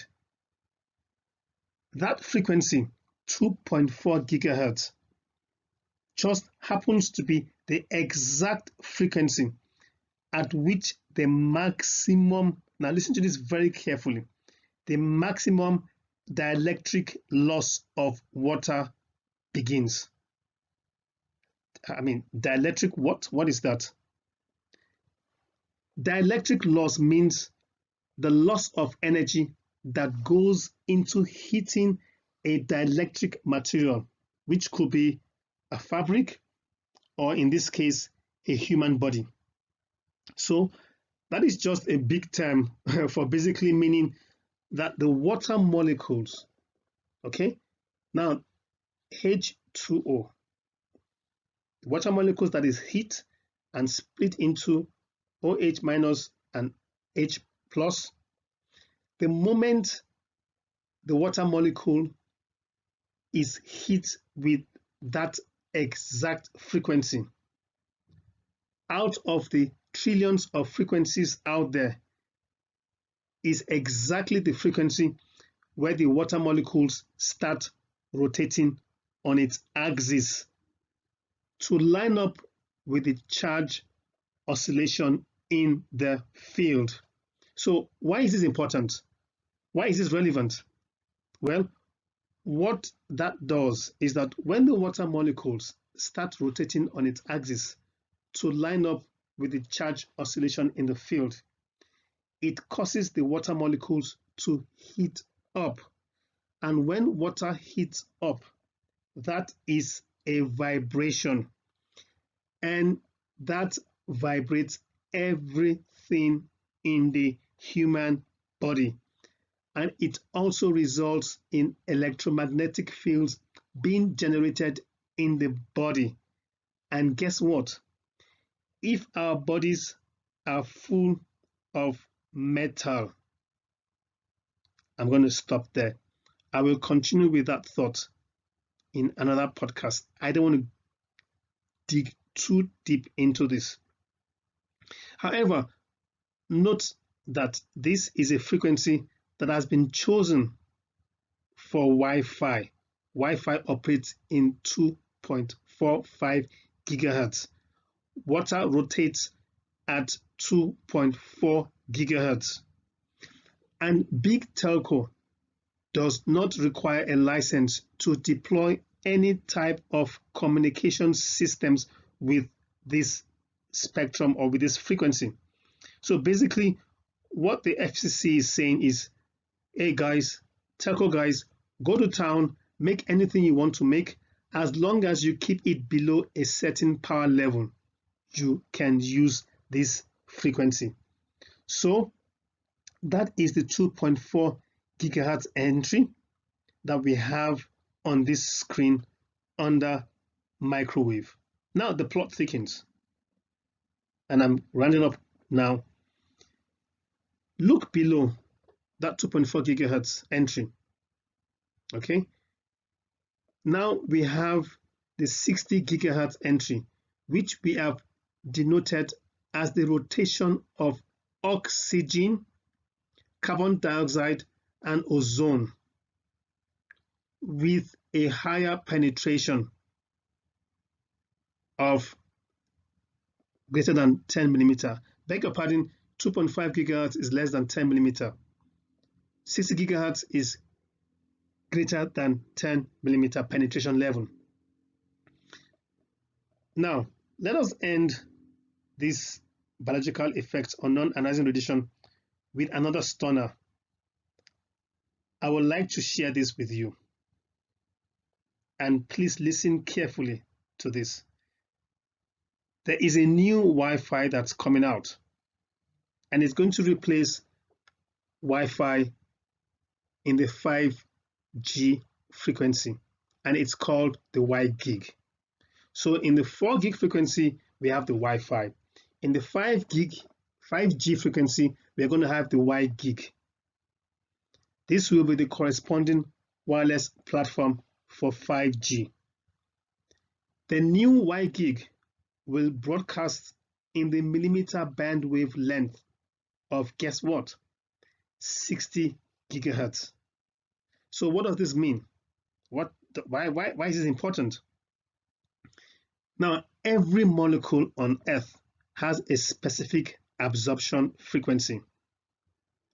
And it just so happens by accident that this frequency that they're going to use for the new Y-gig is the exact frequency at which, wait for this, the oxygen molecules begin to absorb.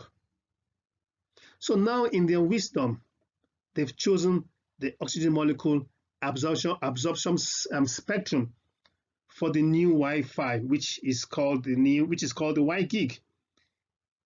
The FCC, in their wisdom, have chosen the oxygen molecule absorption spectrum, which is 60 gigahertz, for the new Y-gig. Now note that the current Wi-Fi is using the water molecule dielectric loss point, right? I established that fact earlier on. The new Wi-Fi, which is the Y-gig, is using the oxygen molecule absorption spectrum. So is this coincidental? Or better put, why is this significant? This is something that we now need to understand as I try to close on this podcast. Putting it in simple terms, our body pulls oxygen out of the air and it binds to a compound in our blood called hemoglobin. And that is an electromagnetic attraction to those ion molecules.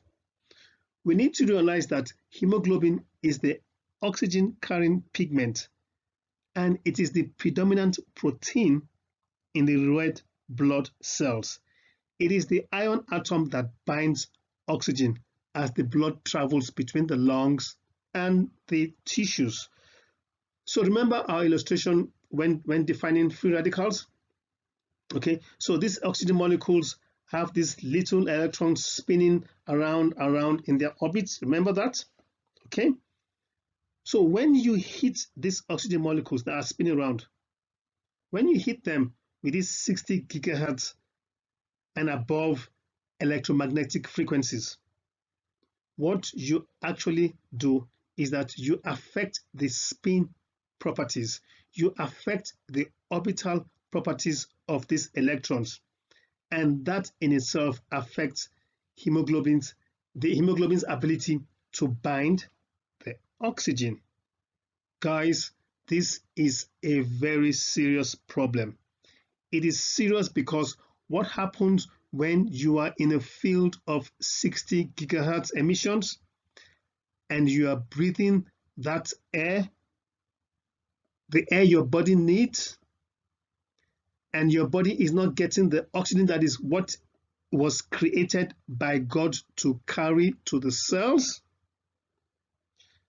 So guys, essentially, we are going to be oxygen deficient even more than we are currently now.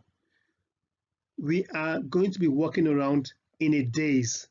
We are going to be walking around semi-sleepy like zombies. We are aware that due to climate change and unchecked global warming, which Donald, aka Nowhere Mask Trump, refuses to acknowledge. We are aware that due to environmental pollution, now listen to this, I am no scientist. However, due to climate change, due to environmental pollution, okay, we know that the inner city oxygen content, now I'm talking globally, has dropped as low as 15% today, the 27th of May 2020. Whereas it should be around 35% at the least for us to have optimal health or better health. And in the countryside and in the greener areas, it should be around 45%. And if we were to look at the worst case scenario, still the levels are even less in more densely populated and polluted city centers and also in industrial complexes, and they are perhaps only 15% or lower. Now that is what we get because we have environmental pollution, we have climate change, okay, because we have global warming. The oxygen levels in the city centers have dropped to as low as 15% or even lower. So today, the 26th or 27th of May 2020, we are way down on oxygen. We are extremely oxygen deficient species right now. And I'm here telling you that this new Y gig, which is going to accompany 5G, is going to make the body or the human body far less able to process and bind with the little oxygen that we are able to take in. I am making that bold statement. Yes, that is what I'm saying. Yes, I'm saying a lot. I'm saying a lot more than that. And I want to say a lot more than that. However, I will leave that to subsequent podcasts. Yes, I am saying that we ought to look closer and take seriously what we tag as radiation virus. Take that as a serious indictment. We are going to elaborate more on that in subsequent shorter podcasts. This is going to be the lengthiest I'm going to do. I don't think I'm going to do anything longer than this. We've done 2 hours, 20 minutes. But I needed to spend this more time. And I'm finally saying that the current COVID-19 pandemic, now this is me being extremely controversial here, but with scientific fact that I've established already, and I'm going to put more light into this fact. I'm saying now that the current COVID-19 pandemic has a lot to do with the effect that technology has had on our water molecular interference, and that there are more pandemics to come for the majority of people in the world that are alive and existing today. Now, I want to ask this question. As citizens of this universe, do we not all live in a closed-up room, in a closed-up house, and in most of the year, our lives are sedentary? And most especially during the winter months, when it is cold, we put on the heaters. A lot of home heaters run on gas. Now, guess what happens? When you have a heater that runs on gas, it burns methane. Do we know that that methane combustion in itself pulls oxygen out of the atmosphere in the home? And it is not being replaced because, like I mentioned, we have a sedentary lifestyle, we are a sedentary people, and we have our windows closed, most especially when the temperatures are so low.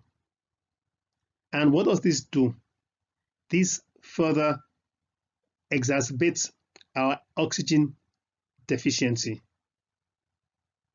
from the combustion process of the heating system. It worsens, it reduces, it eats into our oxygen deficiency. Now, as if that is not enough, now imagine complicating that with a new Wi-Fi, that is the Y-Gig, that is coming out very soon, 2020. Just for a moment, think of what the possibilities for inducing illnesses are. These possibilities are endless. I mentioned this. We are made of water. We breathe in oxygen. Wi-Fi is in the water frequency. The soon to be launched Y-Gig is in the 60 gigahertz frequency, the oxygen frequency. So Wi-Fi exists in the 2.4 gigahertz frequency. Y-Gig is going to exist in the 60 gigahertz frequency, which happens to be the oxygen, the oxygen frequency. Wi-Fi exists in the water frequency. Let your imagination go wild for a split second here. I'm going to put a stop here to this discourse, and I'll leave it for further podcasts. I have got to round up somehow. This is 2 hours, 23 minutes into just one podcast. I mean, who is going to listen to this voice for 2 hours? Who is going to listen to this voice? But having said so, the last piece of information that we would like to put out on this podcast is why we recognize non-ionized radiation as dangerous. And I'm going to show that to you on the next screen. EMF, non-ionized radiation, is harmful because, one, it enhances the appearance of many diseases. Two, it alters biological cycles.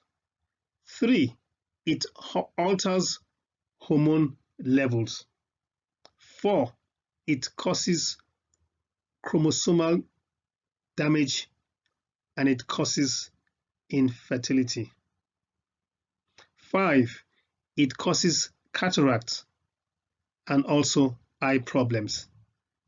Six, it alters moods. Seven, it alters learning abilities. Eight, it causes the release of adrenaline in most people within 15 minutes of use or of exposure. 5 or 9, or is it 10?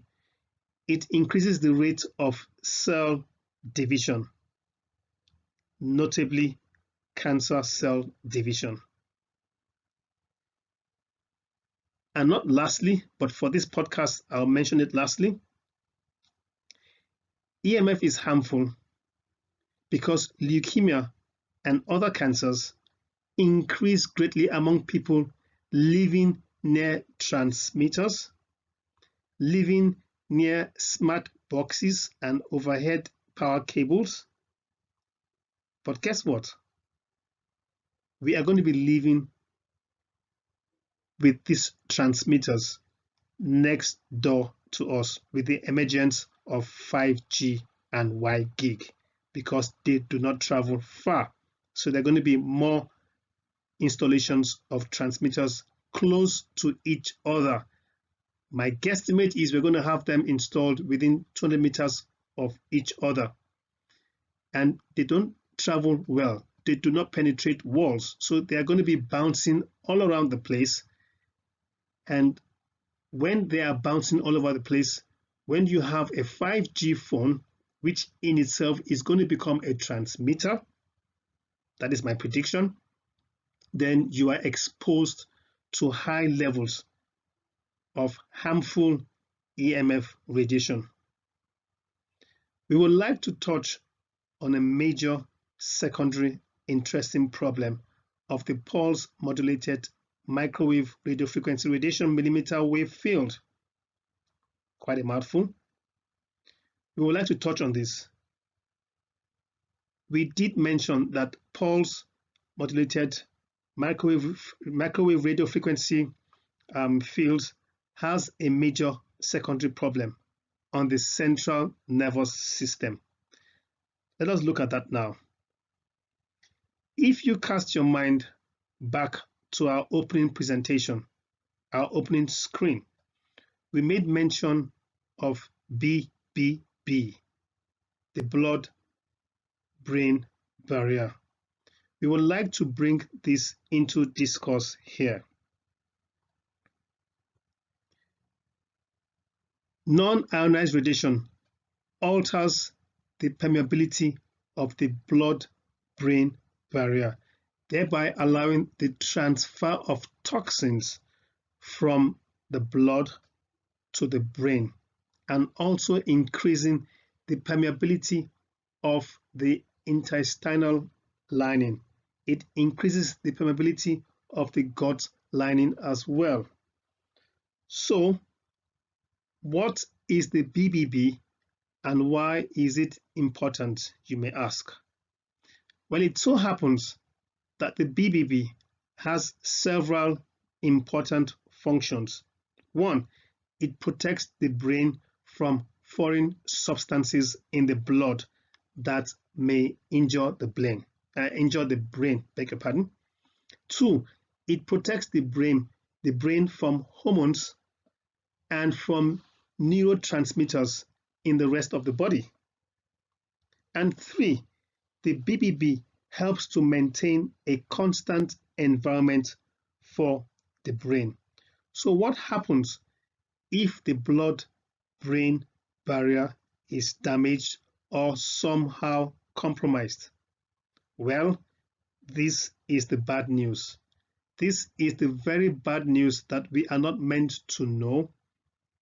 And this is where the new normal takes off from. Mark my words, once your blood-brain barrier and your intestinal lining, once your gut becomes more porous, it means the floodgates to allowing bacteria, to allowing viruses and other toxins to infect the brain tissue and other body organs, which can lead to inflammation and ultimate death, will be opened up. Essentially, you open up the floodgates by breaking through the blood-brain barrier, and the end results will not be a thing of joy. The big bad wolf will come knocking on your door. Big telco and big foodie are the big bad wolf. They are the ones going to open up your BBB. They are going to open up your blood-brain barrier. Big telco and big foodie, and that will be our new normal, and it's going to create the radiation virus. We now conclude on the final part of understanding and explaining what radiation is. I close this podcast with this shocking fact, with this profound statement. Listen carefully to this. There are 3 living organisms on the planet that are immune to microwaves, or better put, they are impervious to radiation. 3 living organisms. Now, you want to know what these 3 living organisms are. I'm going to show you a screen now, or a couple of screens, or a number of screens that will shock you. Hold on and listen for this.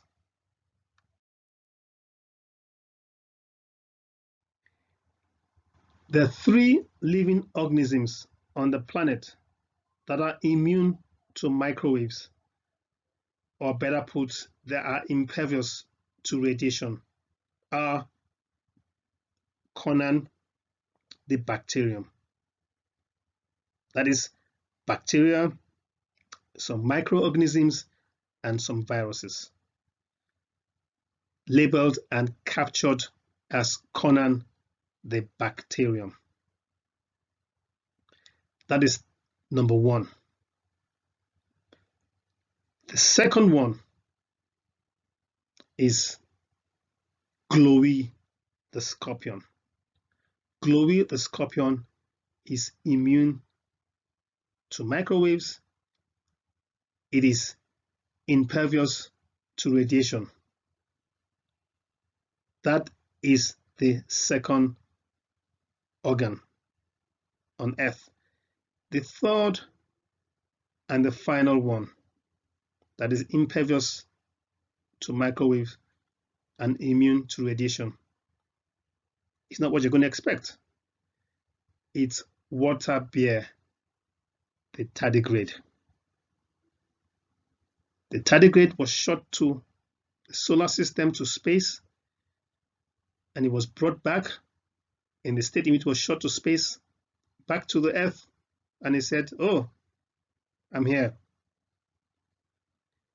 Now, all these 3 have 5 things in common. We have given them names. That's number 1. They all thrive under radiation. Number 2, they all survive the energy.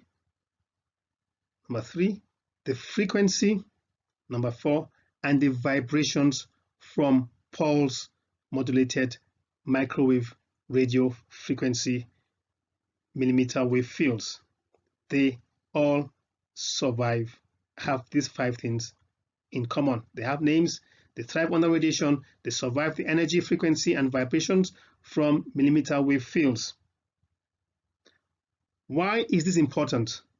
How does it refer to us? This is the relevance. This is important because our next podcast will tell us where the risks we are currently facing are. But listen to this carefully. In trees, we have bacterium. Bacterium which are immune to microwaves thrive and invade these trees. And guess what happens? these trees start to lose their immunities. Their immune system is severely compromised. And it is only a matter of time. But let me put it in the proper linguistic manner. It is only a matter of time.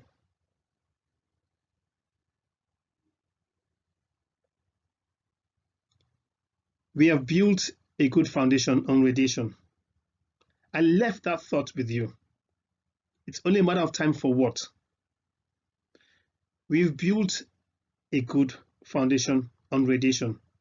Now we will look at what three of the big fives, big telco, big pharma, and big foodie, do not want us to know. Please look out for how big data, which is a big telco, how food, how vaccines will affect, determine, and expose our immunity to COVID-19. Find out what this radiation virus is. In closing, why do I have the balls to speak on these matters? Apart from the fact that I have learned, unlearned, and relearned in the last 3 years, I do have a rather interesting bio, and I'd like you to take a quick cursory look at my bio. I'm closing now.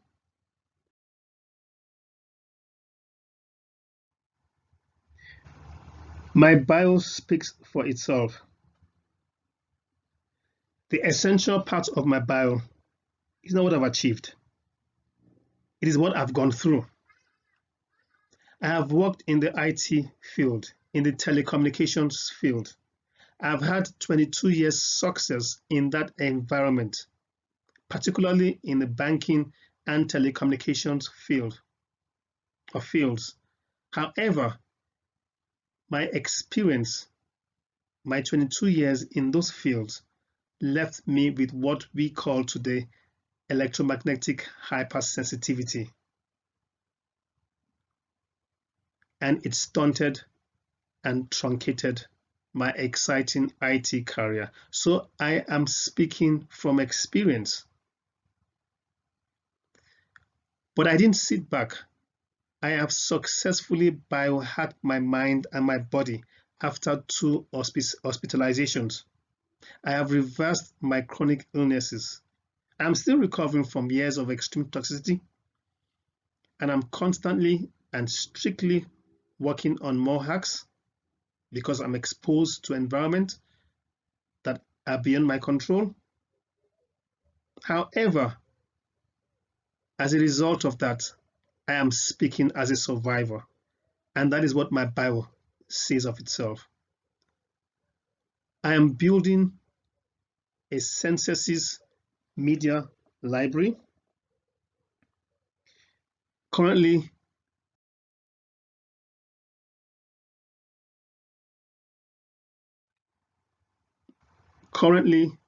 I am building a solid foundation. It's what I read out and I meditate upon. And the Lord added to their number daily those who were being saved. We at Censuses are intent on building a solid foundation for our optimal relationship with health and wealth, just like the best teacher our world has seen, the carpenter from Galilee.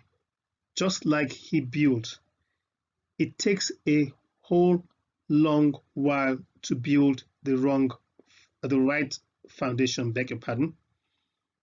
It's difficult to build a solid foundation. It takes time. We are asking you to join on this dream. As we work on this dream, we are building a huge library. We're building a community that will sometime in the near future have resources to work with, resources to share, resources to make use of on a daily basis and leave behind for others to use. Guys, we are patiently building. We are patiently building.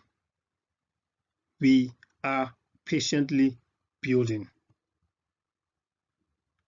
So we have covered part of the Synthesis Toolbox Kit, which is the Education and Empower Toolbox Kit, which is the 8th toolbox kit in this Synthesis Toolbox Kit.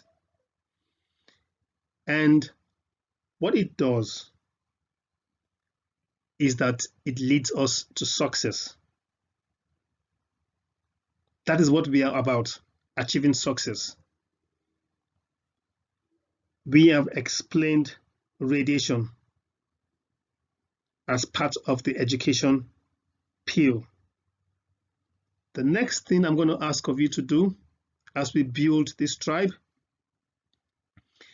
is for you to please subscribe to our channel so that you will be notified when these podcasts are made available. It's taken me 2 weeks plus to script out this podcast because a lot of thought, a lot of investigation, a lot of putting together information had to be done, because this lays a foundation for what we're going to share in 5 to 20 minutes, multiple contents. We're going to develop new content. We're going to design new content. We're going to deliver new content. But you need to subscribe. You need to click on the subscribe button somewhere down at the bottom right. It could be a red button, I'm not sure. Please subscribe. Thank you for your time. Till we hook up again, please keep safe, start the spark. Welcome to the new normal. Enjoy your day. Thank you very much. This brings to an end the radiation foundation building. From here onwards, I'm going to be giving out some 5 minutes, 10 minutes podcasts touching on sensitive subjects that will address today's needs and will address tomorrow's needs. We are going to speak into the future. That is what we're about. Thank you so much. Enjoy your day. God bless.